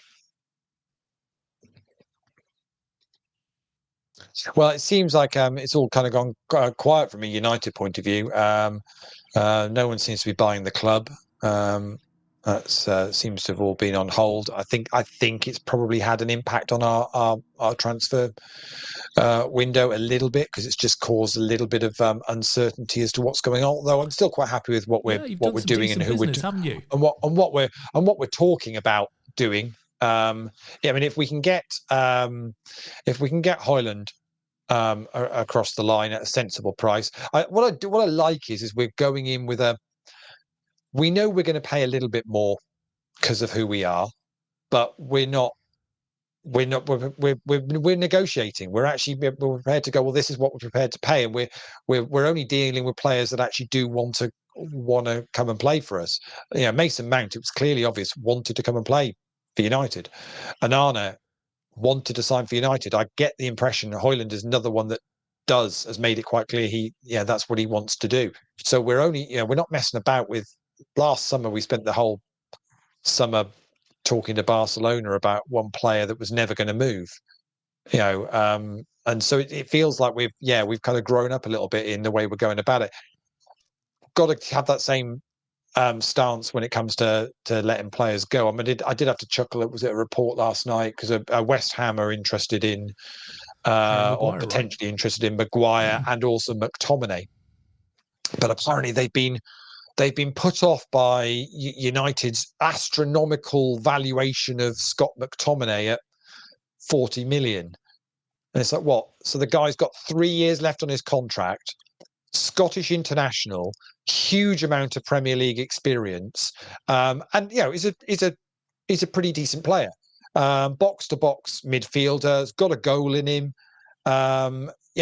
And to be honest, in a West Ham side, be a good West Ham style player. I would have thought. Yeah, I think it would be. Yeah, and they're bulking at our ridiculous valuation of 40 million. It's like, well, I don't think 40 million is even remotely unreasonable for that. Yeah, they didn't balk too much at Arsenal's final valuation of Declan Rice, though, did they? No, well, exactly. I mean, to be honest, for West Ham, lose Declan Rice and get McTominay and 65 million in the bank. It's all right. That's okay. Feels like you put it like that. A pretty decent. Yeah, feels like a pretty decent bit of business. And the reality of it is they're probably also going to sign. The rumor is they're going to get Ward-Prowse from Southampton, and they're in for another midfielder as well. So they may end up actually having money in the bank and having 3 midfielders to replace Declan Rice, which will give them more. A little bit more flexibility in the middle of the park. So I don't think it's bad business for West Ham. I think probably Arsenal paid. I mean, how much over the odds do you think Arsenal paid for Declan Rice? in all seriousness? I think it'll be worth it to them. Probably, but I think the reality of it is he was probably an 80 million player. I'm not sure whether he was 100 plus, but that can be easily can be the going rate, can't it? It's not difficult. 100 million to Arsenal, given its ownership and the capacity of the ground and stuff, is a completely different proposition to 100 million to almost any other club in England. I mean, and United's point of view, we're being sensible about how much we're paying for players, but also we got rid of Ronaldo last year, which was a ridiculous wage. De Gea's gone, which is a ridiculous wage. I mean, the fact is, if we sell Henderson to Forest, the Henderson money from what we paid for a fee for Onana and the difference in wages from De Gea probably means that whole thing, goalkeeper wise, probably breaks even for us. I don't think it'll have actually cost us anything, which is is a nice situation to be. In the past, we've overspent on players. We paid far more money for Anthony than we probably should have done. We ended up paying more money for Jadon Sancho than we should have done. Now, it's irrelevant of what they're doing on the pitch and whether you think that the fact is as we put ourselves in a corner where we had no option and we ended up paying more than we should. We don't seem to be doing that this summer so far, which is a nice situation to be in. So long may it continue. We're down to 16, so we're down to 2 tables now, Des. We'll give a shout out to the players from the UK that left in, but they are few and far between, unfortunately.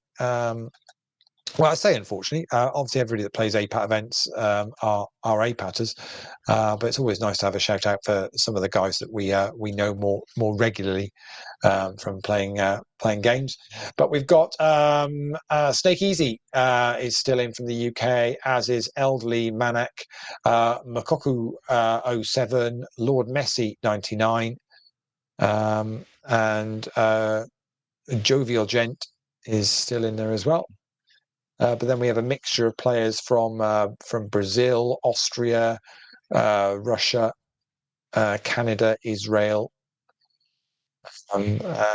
Taiwan, Finland as well, and the Netherlands. And I think if we got is the Finnish player still? No, Finnish. Oh yeah, Finnish player Bond 3 as well. So good luck to you all. So we're down to 16. So you guys have all now locked up $14. Getting close to the 55 or $50 added ticket for the final table, and of course somebody's going to walk away with £560 worth of WSOP Super Circuit London Mystery Million ticket to get to play an event in London with £1 million guaranteed prize pool. Very nice indeed.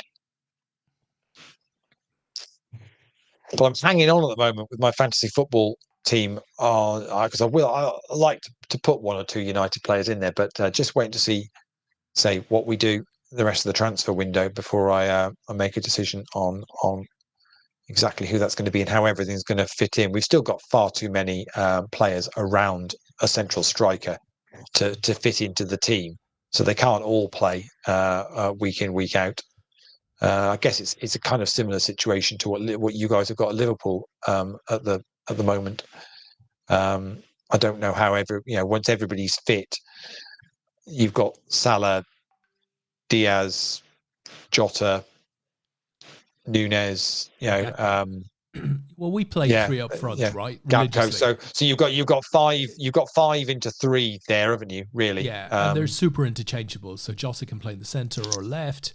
Nunez can play similarly centre, left, right. I'll tell you what, the one to look out for is the young lad that came down from Scotland at the start of last season. He looks phenomenal. Over 5 yards. I haven't seen a player for ages who could just waltz by a player.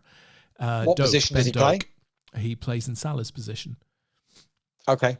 So he's insane over 5 yards. He literally just faces a player up and goes by him. It's where did he play last? Did he play in the academy teams last year?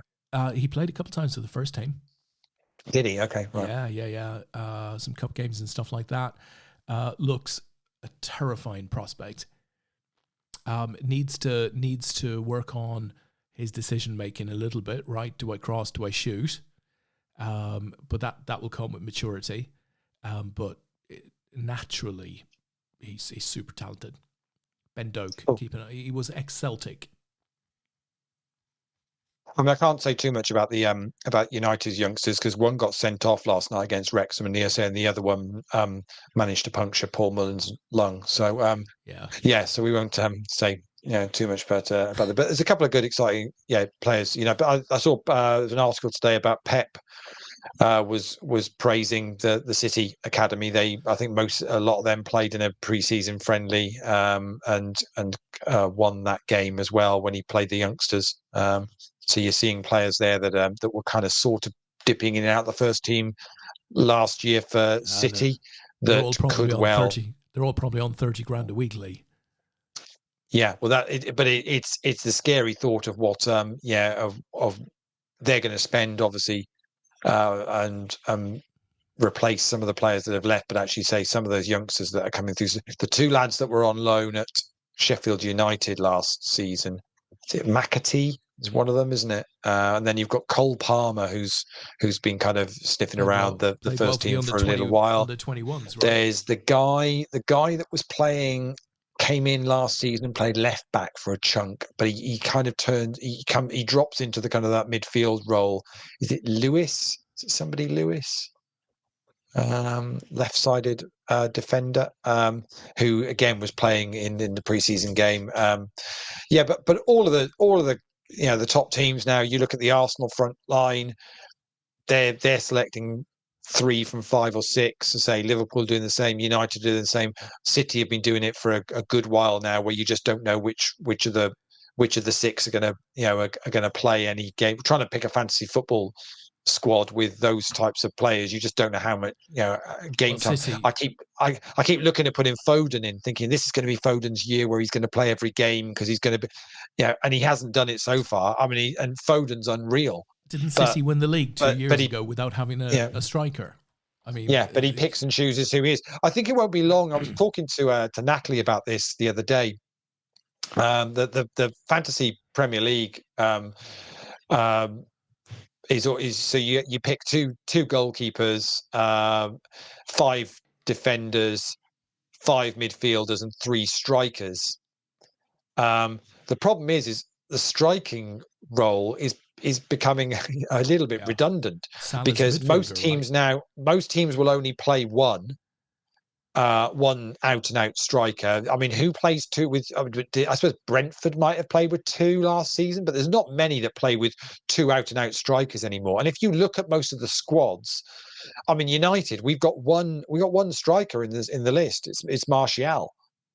That's it. I think Nunes and Gakpo are both down as strikers on your squad, but that's it. The rest of them are all classed as midfielders, which is nuts when you think about it. Yeah, I mean he can play wide, but you'd classify him as a forward ahead of a midfielder. But Salah is the most expensive midfielder in the game. Which is crazy. I mean, again, he's a forward player. Yeah, but Rashford counts as a midfielder. So I think it's not going to get far off before they have to genuinely look at the restructuring where your picks come from, because it just seems a little bit crazy that you can be you're doing this. Because I think this is probably going to be the first year where I've always built my team where I've gone 3-4-3. So 3 defenders, 4 in midfield, and then you hammer up front with your 3 strikers. But actually, I'm kind of thinking I'm probably going to be setting up 3-5-2 this year and pack the midfield. So play all my midfielders all the time and just play 2 out of 3 of the strikers. Teams are 10 this season, Lee. Teams are 10 in fantasy football because everyone's going to have Haaland. Well, most people had him last year from the off, or certainly if they didn't have him in from the off, they had him within a couple of weeks. Yeah, they got him in pretty quickly and left it at that. And I know plenty of people that literally didn't change their captain for the entire season. You just left it as Haaland and just didn't worry about it. So it's good, but at the same time, it kind of it kind of ruins it a little bit because it becomes a case of it's very much like for like just a with sign teams of how strong he is, right? There is no combination that is better than Haaland, you got to have him. Now, the interesting thing will be is that tricky second season, isn't it? Is you assume he's just going to go again, but he did have spells last season where he wasn't scoring. It's just he hit the ground running so well last season, absolutely flying. But it could easily switch, and it'd be interesting to see what happens with City.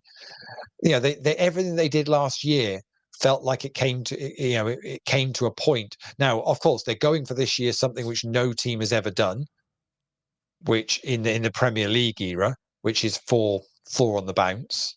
United did 3 on the bounce twice, but no one's ever done 4 on the bounce. But do those players have that appetite to want to do that? You hope so.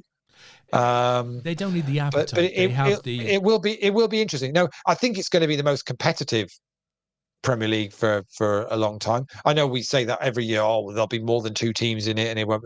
But it does feel that this season that's coming, Arsenal have strengthened again. You're not going to have as bad a season as you had last year from an injury point of view, and just losing some form there. I'm not expecting us to have much more of a season than we did last year. I think if we can cement top 4 again, that'll be a good season for us. I think probably Newcastle will struggle to do top 4 this coming season with the added pressure of a Champions League run in there as well, because they haven't massively strengthened their squad yet. I know there's a fair chunk of time to go, but again, they've got into the top 4 quicker than the plan was going to be for them to do it. So, and you would imagine Chelsea are going to get themselves sorted. I like the manager now at Tottenham. I think he will bring an attacking flair to Tottenham. Obviously, the big thing for Tottenham is whether they hold on to Kane or not. Yeah. If they don't hold on to Kane, I mean, that's a whole rewrite, isn't it, of what the team looks like. They could seriously be in all sorts of bother if Kane's not in there, because I think they just lose the structure of where the team's going. But Chelsea certainly are going to come back in a stronger position. They've got too many good players. It's just taking time to work out who you're going to play and what you're going to do. So yeah, it's going to be an exciting season, which is just going to be weeks away now, isn't it? Whose job is Graham Potter going to get, do you think? Well, you'd imagine he's going to get back in fairly and deservedly so, I would think. I don't think he did a huge amount wrong at Chelsea. Impossible situation. It was one of those so many players, and he couldn't not take the job because you've just got to. But reality of it is he probably knew that it was going to be a tough one. It's like Moyes taking the United job when Ferguson left. He probably realised, I think I said at the time, it's a poison chalice, whoever takes it. I mean, to be honest, you don't want to be the one after Fergie. You want to be the one after that, ideally. But how do you say no to it when it gets offered to you? You just have to do it. Would you take Palace if you were Parker, or dare I say it, Everton? Yeah, I think you would. I don't see Deitch going too soon from Everton, because I think actually he will stabilise that club. So. They won't necessarily. They won't necessarily. Be flying up the league anytime soon. But I don't think they're going to have any sort of relegation battle this coming year, because you saw what he was capable of doing at Burnley, and for a long period of time. Yes, okay. They went, they went down eventually. Different dressing room, Lee. Everton is badly damaged. But I think he will. I think he will get the best out of them and do that. But Palace is an interesting one. They've stuck with Hodgson for another year.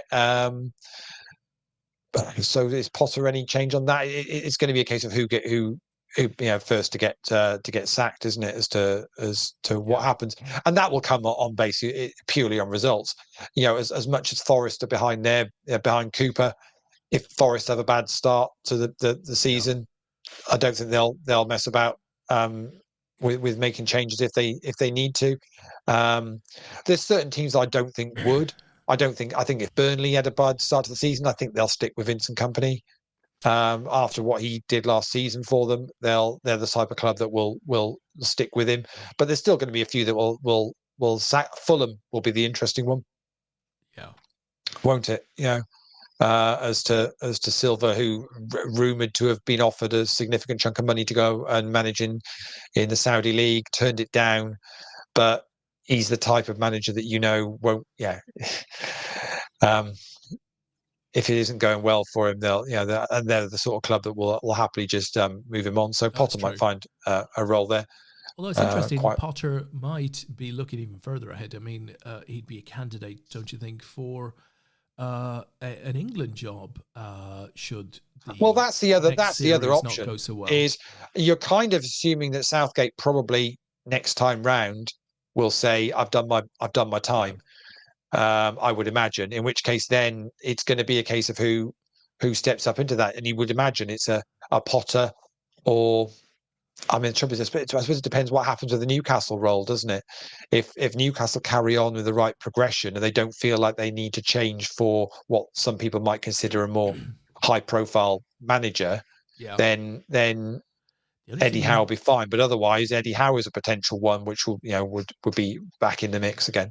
Yeah, the only thing you might suggest, though, is that if Newcastle reach the point that they need to change their manager, it's going to be tinged with disappointment and questions over performance and stuff like that. It'll be bad. Do you know what I mean? It'll be a negative story. Exactly. Whereas Potter, I think, has a lot of cards up his sleeve. I think he can point to a great performance with Brighton, of course, and to extenuating circumstances at Chelsea. And of course, he's very much in the image of Southgate. It's very straight. It's very, and in fairness, so too is Eddie Howe. But yeah, they might be candidates for that job. The question is it too early in their careers to take it on? Yeah, it'll be interesting to see. So we've got to a final table Awesome. here. We're down to 9 now. I've got Jody Boston in the chat on Facebook. Go Canada, says, and then Bink to flush. Now I'm assuming that for pot might mean that Jody Boston either knows or is our chip leader at the moment. That's our WAP from Canada. Quite possibly, we'll find out. Maybe Jody can say. I mean, they've had a fair few pops at this tournament with the re-entry system. Looking at the lobby, so they've done very well to be chip leader with 9 remaining. So the guys have all locked up now $30, and are all now guaranteed. Well, they were guaranteed a $5 Road to London ticket. Well, that $5 Road to London ticket has now become a $50 Road to London ticket for this final table. So congratulations to all of you. But of course, one of these nine is going to switch that $50 Road to London ticket to a £560 Mystery Millions seat to play live in London. For $1 million guaranteed. Next week with $1 million guaranteed prize pool. So one of these 9 is going to pick that up. So good luck to all of them. It's playing very shallow though, Des. We're down to 9. Average stack is 14, nearly 15 bigs. I'll tell you what, having watched weeks and weeks of Vegas sats on GG, we're used to this, right? We're used to seeing the fields get shallow at this stage. This is effectively a satellite in that it's pretty top heavy and players. But it's a massive jump, because if you think about it, so second place money is $236. So plus the 50 seats is about $286. The first place prize is going to be $560 into dollars, so let's call it 600. So nearly $950. Yeah, it's a jump. So that's the jump from second to first for whoever takes this down from a value of what they're going to pick up. Yeah. It's certainly going to be nice for somebody. But it is going to be interesting football season coming up. So as Des popped up in the on the screen earlier on, we're running the Fantasy Football League again. It's called the APAT Show League. So you can go and find that in FPL. There's details up on the Facebook group as well. as Lord Messi is all in with ace queen against That's a Wap's Jack 10. And it's going to be a double up for Lord Messi.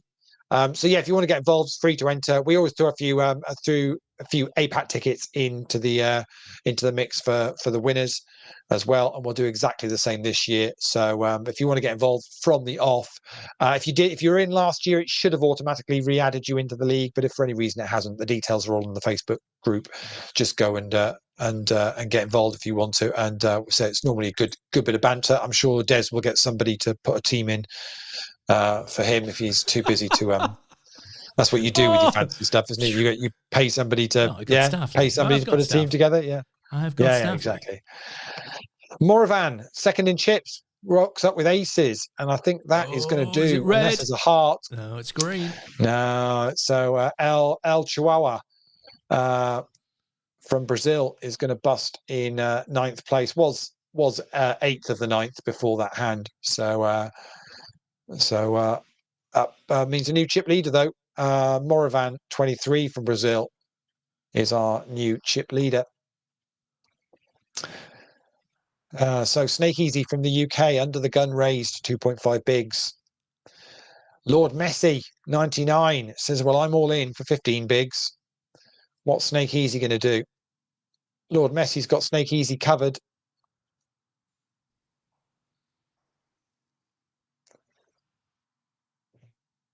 And folds showing ace 10 and was up against, they're very generous showing cards to each other. So Snake Easy had the ace 10, Lord Messi had the kings. So good fold. Nice hand, yeah. Good fold from Snake Easy. Very nicely done. Yeah, I mean, it's very easy from that situation to see, a player just going, oh, well, they've just kind of raised under the gun. I'll just shove, and it's put them under a lot of pressure, but actually had kings. So very nice fold there. Indeed. Yes, if you want to get involved in the fantasy football, do crack on and do that. I did post up my kind of original squad. It's changed since then. Victor GB is all in with ace deuce against the ace 8 of Pod NZT. Wow, they both hit. They both hit, but it's going to be the 8 that's comfortably ahead here. It needs to be a deuce and only a deuce. It's the right colour, but it's a 5. And so we're going to lose Victor GB, who was 8th of 8, was the short stack on this final table, and Pod NZT from Russia, I think. Yeah. He's now up to second in chips. Did you? Only with 22 bigs. Chip leader's only got 24 bigs. So this is it's going to carry on being a little bit pushy here. Did you see the Yorkshire Water ad earlier on today, Lee? Did you catch up with that scandal? No. Well, Yorkshire Water put a digital advert out, which is easy enough thing to do, and it's got the rolling hills of Yorkshire, and then it sounds lovely. Yeah, and then it cuts across to a pub, and it's you've got the inside of a pub. It sort of just scrolls through the pub, and it's got it shows this bloke and a woman in a car, driving through presumably Leeds or somewhere, and it just goes on like this beautiful 30-second ad, very nicely produced.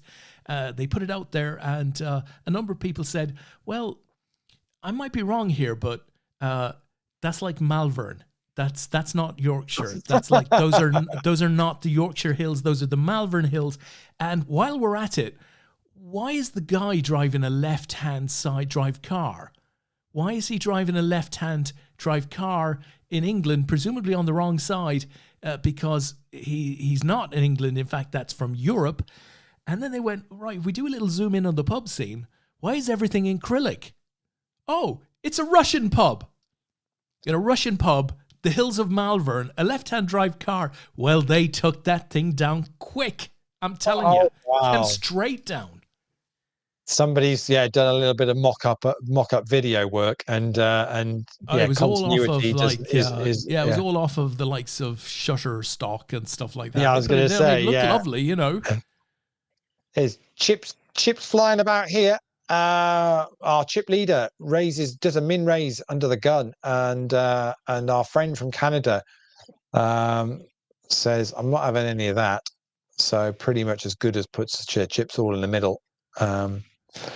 And Moravan folds in the end. and on we go. Say fairly level now. The short stack here's got 12 bigs. Chip leader's got 22, and there's 7 of them left, Des. So it's this is anybody's. It's for happening the at pace, taking it. Yeah, and it is anybody's, Lee. You're absolutely right.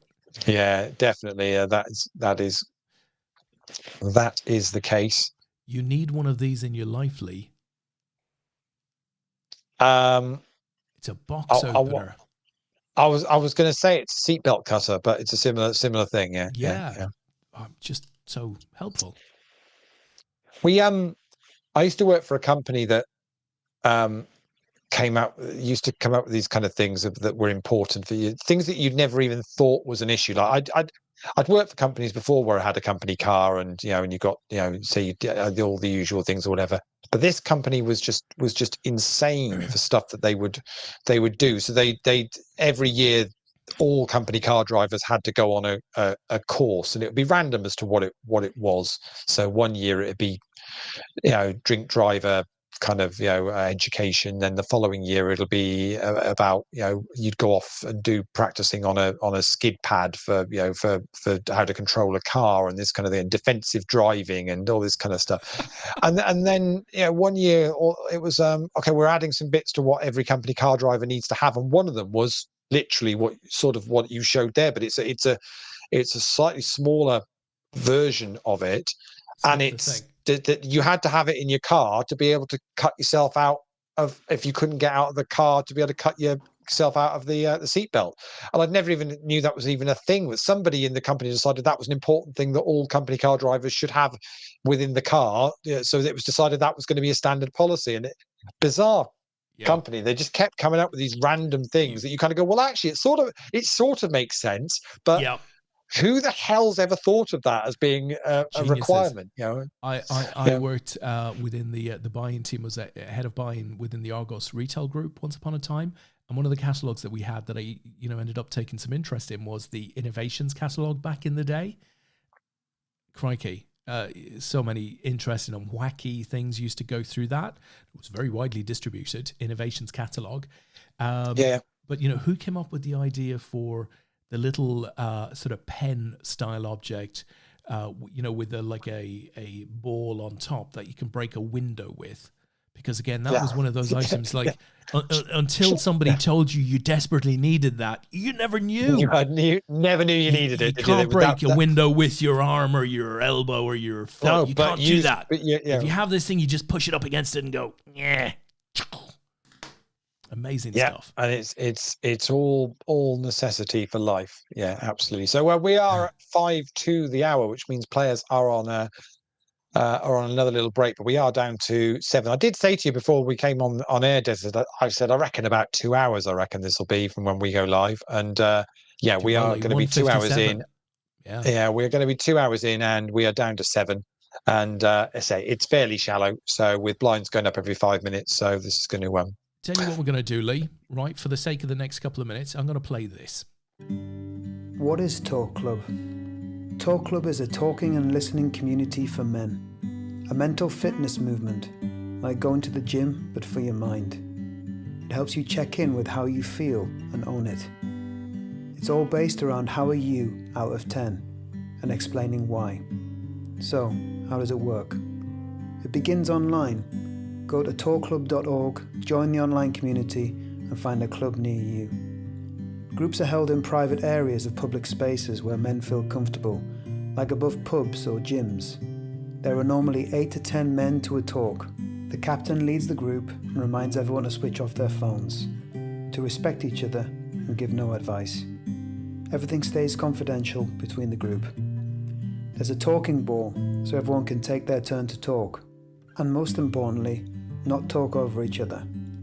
Each man talks while everyone else listens and then passes the ball on to the next man. The captain begins with how are you out of 10, 1 being low, 10 being on top of the world. Then try and explain why. After everyone has talked, we then move on to the second round. What are the positives in your life?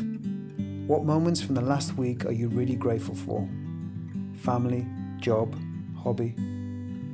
Then it's, what are your plans for mental fitness this week? Sleep, diet, exercise. And then before we finish, checkout numbers. What are you now? This helps us to see that we can feel lighter than when we started. But it doesn't end there. You might want to join a talk and move group where you check in, do exercise, then check out. Or at the other end of the scale, need to talk more. We now have Talk Club group therapy run by qualified therapists. Talk, Move, Therapy. Join us at talkclub.org. We like these guys very much, Lee. Important stuff going on there. We do, course, yeah. Yeah, of course you couldn't go because you would never pass the ball on. You just hold on to it, No. right? Yeah, Frank would say, yeah. Frank's probably thinking we should get a ball for the APAT show. So Just give it to Des. so, Give the ball to Des. Good guys. So I've still got my all my gear that Simon very kindly gave to me, sort of mugs and the stickers and all sorts of stuff, and sort of that. How are you? Yeah, I How like are it. you? Out of 10 and all that kind of stuff. So yeah. Very, very good, and it's important. We've talked about it on the show. Say when we had Simon on a few weeks ago, and we won't stop talking about it because we know that just raising awareness means that somebody will see it, or somebody will know somebody that might benefit from it, and want to go and check it out. So just go to talkclub.org, and all the info you need is there. If you feel like it's something you want to get involved in or utilize their service. Very good. I think the the very fact that they ask you to call your number out of 10 at the start of a session, and they want you to do the same thing at the end of the session, almost certainly guarantees that Talk Club members will feel better after a session, right? Inevitably, just sharing is a good thing. So we said poker can be quite a lonely. I mean, we saw it again in Vegas, although it's slightly differently. I mean, the poor guy that had ran his kings into aces twice in the first level of the main event, and players that busted the first hand of the main event with some horrific stuff. You need a bit of support around you when that kind of nonsense happens, because it can be quite a lonely place when it does. Snake Easy and Lord Messi 99 are back at it again, the two of them. And Lord Messi's going to win. Snake Easy shows a jack. Pod NZT showed a pocket 3, so would have hit trips. Also a set of 3 says so. Yeah. But on we go. Oh, Steve's back from Love Island, so we can get an update on that. Snake Easy's all in with a king deuce against the 9-8 of our friend from Canada. Going to need to hit a 7, a 9, or an 8, and a king's not going to help. And Snake Easy's going to get a double up, and that's going to leave. That's their WAP now on 2.3 big, so very much the short stack here. And it's going to be in the small blind this time. I'm kind of assuming these chips are going to be going in here, Des. I think the night is going to finish with a harp, Lee.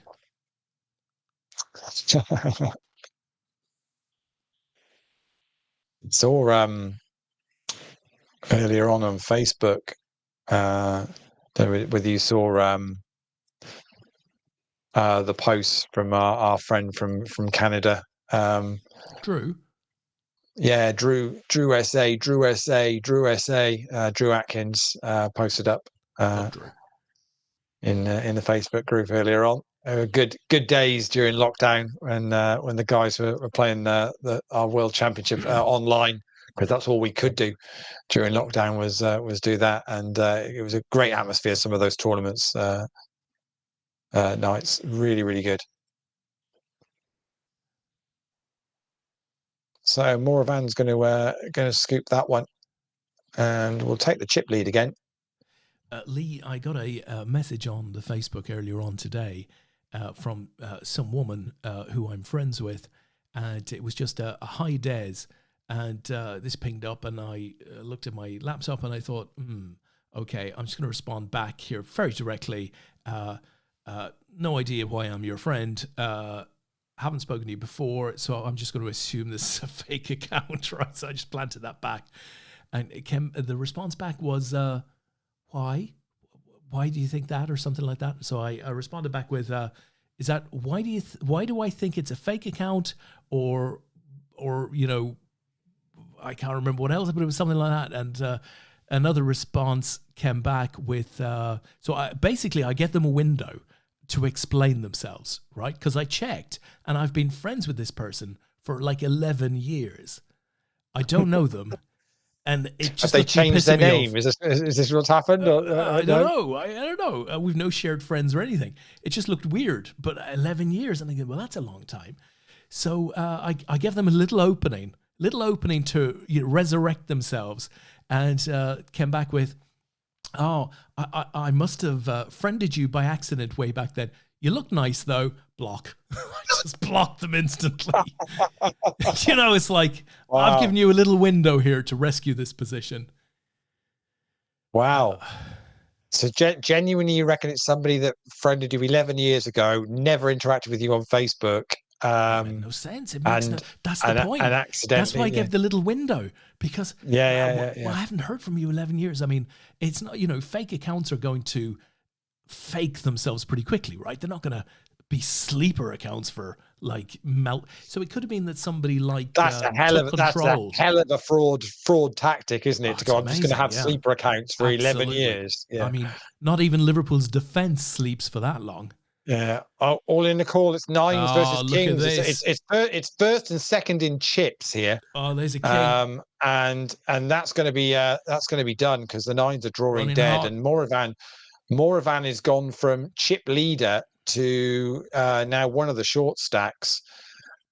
Kings versus nines. I mean, I say nothing to be sorry about from Pod there. Has got the kings, and just say it's when two big hands clash when we're seven-handed here, and that's going to put them with a 30 bigs now, and in a nice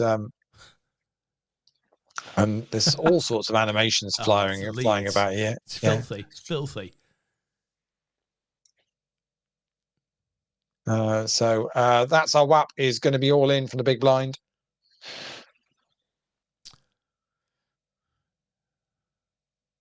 I'm assuming there's going to be some action here. There's got to be. What does hero mode on? Sorry, do folds as does all the others. Makoku is just done a little min raise. It's got ace 9 and 9-3 for that's a WAP, and ace is going to pretty much do for it. Drawing dead now, and that'll be that. So we'll be down to 6, and we lose our friend from Canada. Say average stack is 10 bigs here. So lucky Jody. Yeah, it's going to carry on. As he said earlier on, Wino7 on the river earlier on with the previous hand, just not really kind of gone very, very well. Final table really up to that point was looking in really good place. Snake Easy shows the ace 10 again, keeping it all honest. Yeah, Snake Easy's getting some hands there quietly. Oh, here comes Mr. Clark. He says, I posted a hotel review on TripAdvisor in 2006. The hotel decided to respond to my review 13 years later. Oh, wow. The internet is a funny one. Ace Queen versus Ace Queen. Just need to avoid any particular... Oh, there's the diamonds. And that does for that. So I find it with Facebook not quite as extreme as that, but these days I don't know what it is, but you can. It's still showing me stuff from like 3 weeks ago. Yeah, don't like Facebook. Don't like it. It keeps flying up with, I don't know, a David Lappin in Vegas or something, bagging up chips, and you're like, well, I've already seen that. Why is that coming up? Why is that the top of my feed? It makes no sense to me whatsoever. I rarely see my friend's stuff these days. It seems to be all advertising on stuff that I'm not. And of course, the big news this week we've not talked about yet is Twitter is no longer Twitter. Yes. Yeah. Which is just random. Topic. Seems mad It's to just, me. yeah, it does seem a little bit crazy, but I suppose he's paid his money. He can do what he likes with it. But yeah, it does seem a little bit of a bizarre thing to choose to do. Apart from, unless it's obviously the bigger plan is to try and create this all-encompassing platform. And it feels like maybe between he's trying to do it with that. Obviously, Zuckerberg's trying to do it with Meta. And yeah, and it's like the space race, who can get there first. Yeah. No, I look, I get all of that, and I quite like the vision. And if I was in his place, I'd like to think I'd be thinking similar. How can I duck and dive and create value? But the point is, I didn't join Twitter to be in a marketplace for, crypto shit and anything else that he might choose to center his, universe around. I joined it to follow my football club, basically.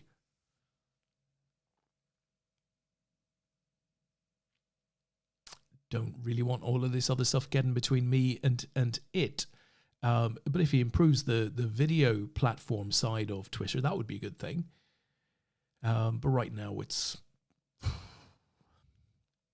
not great. Yeah, so Mokoku's shoved for 6 bigs. Our chip leaders in the big blind. Only going to cost 5 as 35 bigs, but a very, very tight fold. Sides note.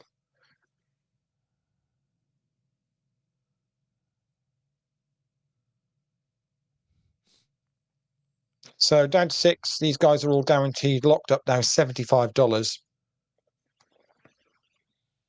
Say pretty nice prize pool here. There's $1,720 in total in the prize pool. So thank you very much to all. As Moravan is all in with 10-9 against Ace-5, needs a 7 and 9 or a 10, hits a 9. Wow. Now needs to avoid a 7. Oh dear, There you go. As I'm just rattling through what it needs to avoid, but actually, no, actually a 7 was okay because actually he's got a 10, isn't he? So he gets the highest straight, doesn't he? So nice. yeah, it's just the ace needed. Yeah, just the ace that needed to avoid. So Lord Messi doubles up Moravan. Yeah, so huge thank you to the 259 unique players that played, making 374 entries in total. That's awesome. Queens versus 7. Snake Easies with the Queens. And Mokoku hits a 7. Needs to avoid one of the 2 remaining Queens. And does. And Snake Easy says that's so sick. And leaves Snake Easy now on 2 bigs with a big blind coming round next hand. Hero Modonna's only got 3.5 bigs. Moravan's only got 5 plus the 1 that's already in. So yeah, it's this is the time where you need to get lucky. Mokoku with King Jack against 5s, absolute race. Got a 10 as an option now as well. Oh, 5 kind of kills that. Only a 10 will do now. Oh, and there it is on the river. Cruel there game, it is on the river. Wow. So we lose another one. We lose Moravan, who again was chip leader, maybe 10 minutes, 15 minutes ago, something like that. Yeah. I remember Moravan. Yeah. So we've gone from lost a couple of Brazilians on this final table, lost an Israeli, lost a Canadian. We've now got 3 Brits and 2 Russians left on this final table.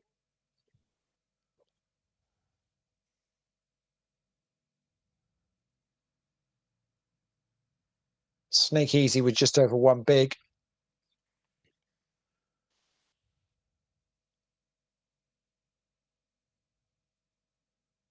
At some point, you're just going to have to get your chips in and try and spin that up. If it's not going to be this hand, it's got to be coming soon. Chip leader gets a walk with 5-3 offsuit. Anyone had shoved there, it would have got through. Applying the pressure on Lord Messi. He's going to get called. It's 9s for Lord Messi. It's Ace-7 for our chip leader. Gets a 7. Going to need a ace or a 7. Doesn't. Lord Messi 99 gets a double up. And Pod NZT says I'm running cold. To be honest, I don't think you've been running cold to have got where you've got to. That's probably a little bit extreme. Snake Easy is all in under the gun with 0.8 of a big blind. It's going to get a couple of callers from the big blind and the chip leader on the button. So up against the top two chip stacks here, who are betting it out. So there's a bit of side pot action going on here. In fact, it's getting quite a big side pot, really. 11 bigs in the side pot here now. Whoever wins is going to take a huge chip lead. Makoko 07 shoves all in for remaining stack with Jack Deuce. So had turned the full house. Snake Easy must have been loving the flop, thinking I'm on a decent flush draw there, but actually a flush draw was going to be no good. So we're down to 4. And chip lead now moves from Russia to the UK. Makoko 07. Just double check that I don't know. They're not on my list of... they're not somebody we know. Oh, they are somebody that we know. Crikey. Apologies to Neil Vickers, who is Makoko 07. So Neil currently chip leader and is going to bust hero mode on as well with a pair of 7s against Ace Deuce. Wow, we're heads up. Oh, we're nearly heads up. No, we're nearly heads up. Down to 3. So Makoko 07, Des, is Neil Vickers. So who's registered up on the top 10 leaderboards. So apologies for not giving you a shout out sooner, Neil, if you are following the stream. Don't know who Lord Messi is, and I don't know who Pod NZT is. So just click on them, Lee. Just see if they've got any GG records. You know, in terms of significant wins. So Lord Messi has got no winnings. So Neil's only got about $500, and Pod NZT has got about 4,000. So all I would suggest all fairly low stakes rec players. Yeah. So which means one of them is going to pick up a £560 Mystery Millions seat here, which will be superb. So Lord Messi is all in and gets that one through.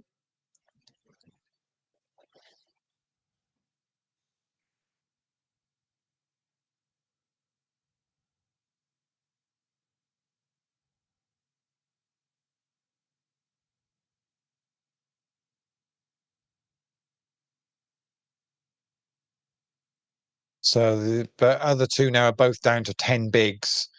Neil's got just over 30. The trouble is he's still got to pick and choose his spots here, because if he doubles one of them up, then that puts them, fairly even stacks. So, but he's got to somehow keep chipping away at these guys, which is nice to see there. Just keeps applying the pressure. Just little min raise, takes that one down.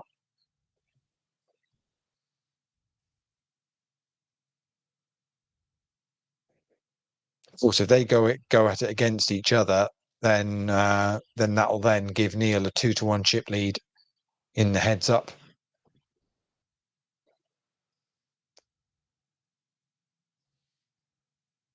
Neil is out there, Lee.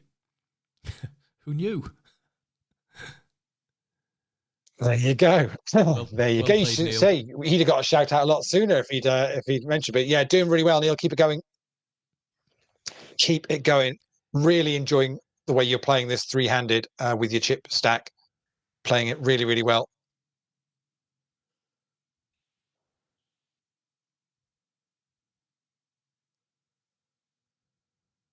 So Lord Messi reshoves.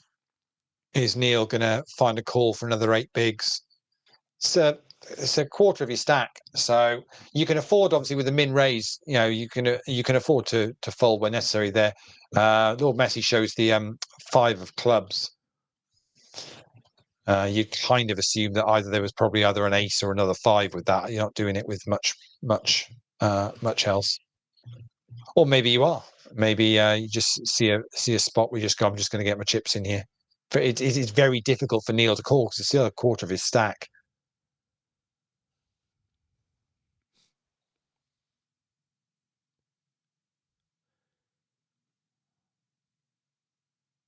Well, the classic position here is that, of course, he should be targeting Lord Messi to put additional pressure on the player who might want to ladder up to second.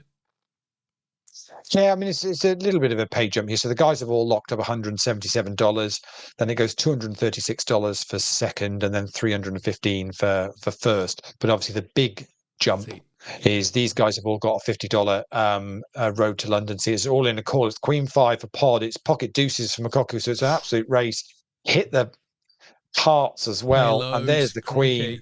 Yeah, pretty much it was hit nearly so much of the deck to hit there, and not going to be a deuce. So that'll be a double up for Pod.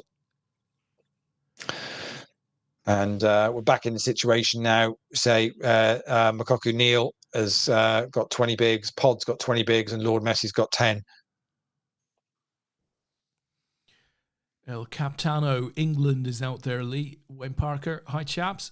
Good evening to you, Wayne. Hope you're well. Yeah, I know Wayne's already had picked up some. I think he's done about 35 points already this week in the top 10 leaderboard. Yeah, so he's already flying in that. I don't know whether he's been playing them tonight or not. Let's see if I can see. Yeah, he was. He's just bust in 14th in one of them in the No Limit Hold'em. Let's see whether he's playing the other one or not. Oh, and he's still going in the PLO. He's 10th of the 16 remaining in the PLO. So good luck to you, Wayne. As we lose Lord Messi. With King Queen there. So we're heads up then. It's 2-1 chip lead for Neil Vickers. Mokoku 07 up against Pod NZT from Russia. One of these two is going to pick up a £560 mystery million seat for the WSOP Super Circuit in London, which starts next week.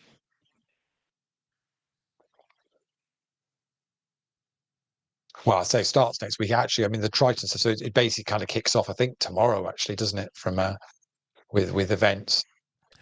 There's a lot going on there. 15 ring events in total. If you want to get involved in any of that, there's you can buy in on the GG lobby. If you go and look for the Road for London, you can find you'll find some of the tournaments there. But if you either go on the Dusk Till Dawn website or the WSOP website, you'll see a full schedule of events that are available there to play.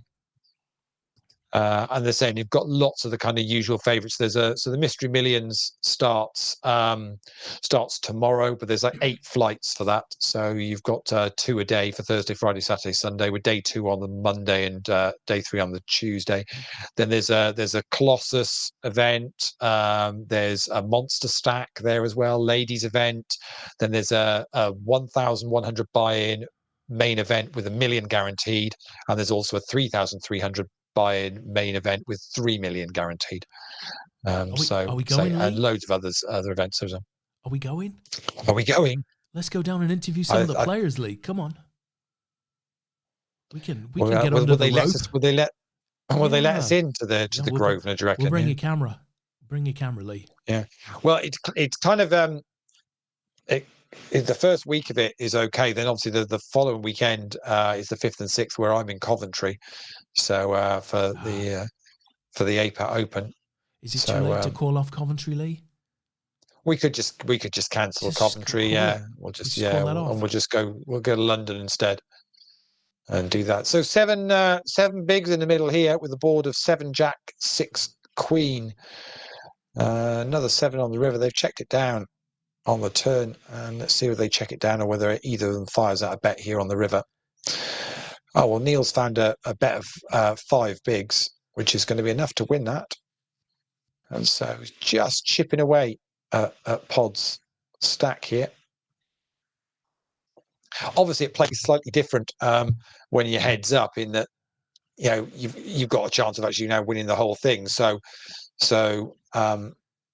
he might be a little bit more open on the hands, and he decides to call it off with and take a chance.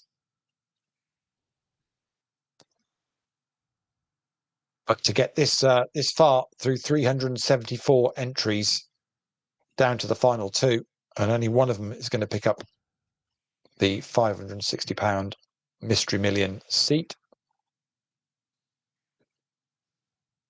And as we said earlier on, $315 in cash from the prize pool, which will help towards any expenses for London if you're going to take a trip there. Absolutely right. Yeah, exactly.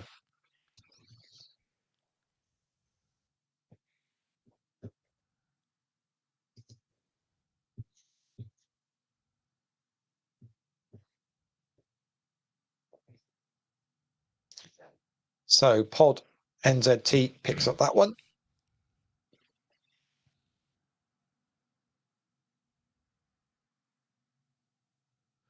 I remember Lee going back to the early days. Paul Pitchford winning the opportunity to go and play at the World Series of Poker Europe on the back of an APAT seat. He played it up at the Empire Casino in Leicester Square, and he met the final table and won 40,000 smackaroos.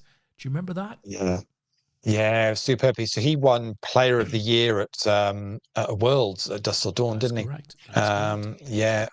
So and then got that opportunity, which is just absolutely super. I want to say back in around season 4. Yeah. Does it feel about would So be about right? I don't think it was 4, but it was in that. It was 3 or 4. It was in that. It was 2009, Yeah, 3 or 4, something like that. Yeah. And then went and spun that up, which is absolutely superb. It's nothing nicer than when you see added value. We've been giving added value back to players for 16 years, ever since say APAT started, giving players opportunities to play things that they might not get to play, but certainly always about giving players back to players. So we're never about taking out. We're never about taking out the prize pools. We're always about adding even more on top. And there's nothing nicer than then seeing somebody take one of those added value tickets, or so even if it's just say we've done an online ticket or whatever, and they've seen that, spun it up. We've got an all in a call. It's 8-8 for Neil. It's King 7 for Pod NZT. Neil just needs to avoid a king or a 7. Still needs to avoid that king and 7. It's a king on the river. That is brutal. On the river, and Pod's going to take the lead. Chip lead now for the first time. Heads up. Oh, that's a stinger. But yeah, there's nothing nicer than watching somebody spin up some added value that they've picked up via APAT, and either into bigger event or in Paul's case a really decent cash. Yeah. And even if they don't cash the event, Lee, we've sent so many players off to big events. Just the experience of being there and taking a chance and sitting with good players and nice environments, and just taking what you can from that.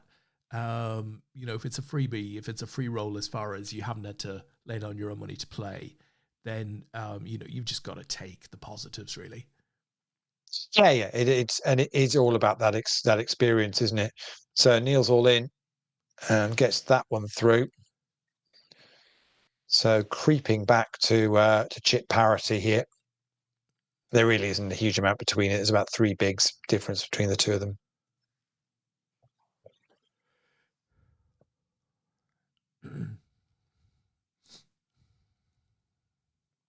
So a little pot building here. Really, really small bets, but being called by Pod. So there's now just over 4 bigs in the middle. Check this time from Neil. Check call actually, but again, it's just min bets. But because of the stack sizes, they're playing less than 20 bigs each.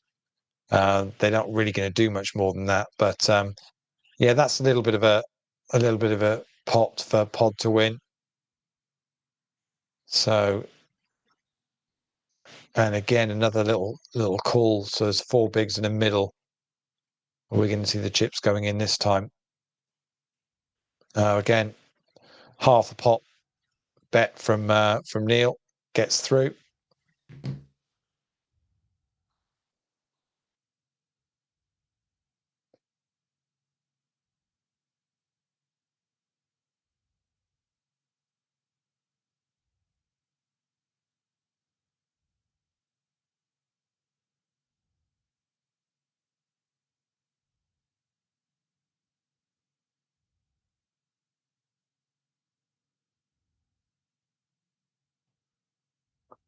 Pot size bet this time. And it's all in from Pod.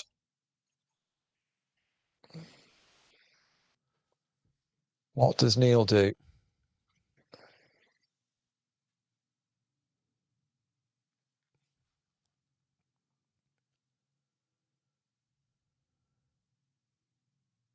I mean, if you sat there with a 10, tricky spot. He's got the flush. And Pod has got the full house. Worst possible hand there for Neil on the river. Wow. Rivered the flush, but that also brought up the full house for Pod. So Pod NZT from Russia picks up the win, $315 and the £560 Mystery Million seat. Superb, plays up very well on that final table. Really unlucky to Neil Vickers, Makoko 07. He picks up $236 in cash from the prize pool. Super effort. And a super effort. It's just bad call, and I don't think it did a huge amount wrong on that final table. The stacks were fairly shallow. You needed to run well, and that last hand there is pretty sick, really. Yeah. It is brutal to say the least. So Lord Messi finished in third. Lord Messi 99 picked up $177. To all of you that made a final table, you've all picked up a $50 ticket that will get added to your account in the next 24 hours or so. If you finished in the top 100, well, that's the place to be, isn't it? Because that's where I finished. You'll get a $5 ticket to have a go at the Road to London Sats. Those satellites are running, I think, all this week. So make sure you use them up and get there. But huge thank you to GGPoker for putting on the added value in that was over $1,500 of added value we've done tonight. Superb. And a huge thank you to all 374 of you that entered and gave it a go tonight and supported this event. Much appreciated. Always great to see you guys playing on GG and playing with APAT. Fantastic. So guys, hope you enjoyed the night. For those of you playing the top 10, that continues for the rest of the week. You'll be chasing Wayne Parker all the way through to Friday. Close Friday, right? Lee and I will be back with Poker News' Chris Bean on Sunday night. We'll be talking Vegas, World Series of Poker, and a ton of other stuff, I have absolutely no doubt. So until then, have a great week, everyone. And hopefully we'll get to see you again on Sunday. Night-night.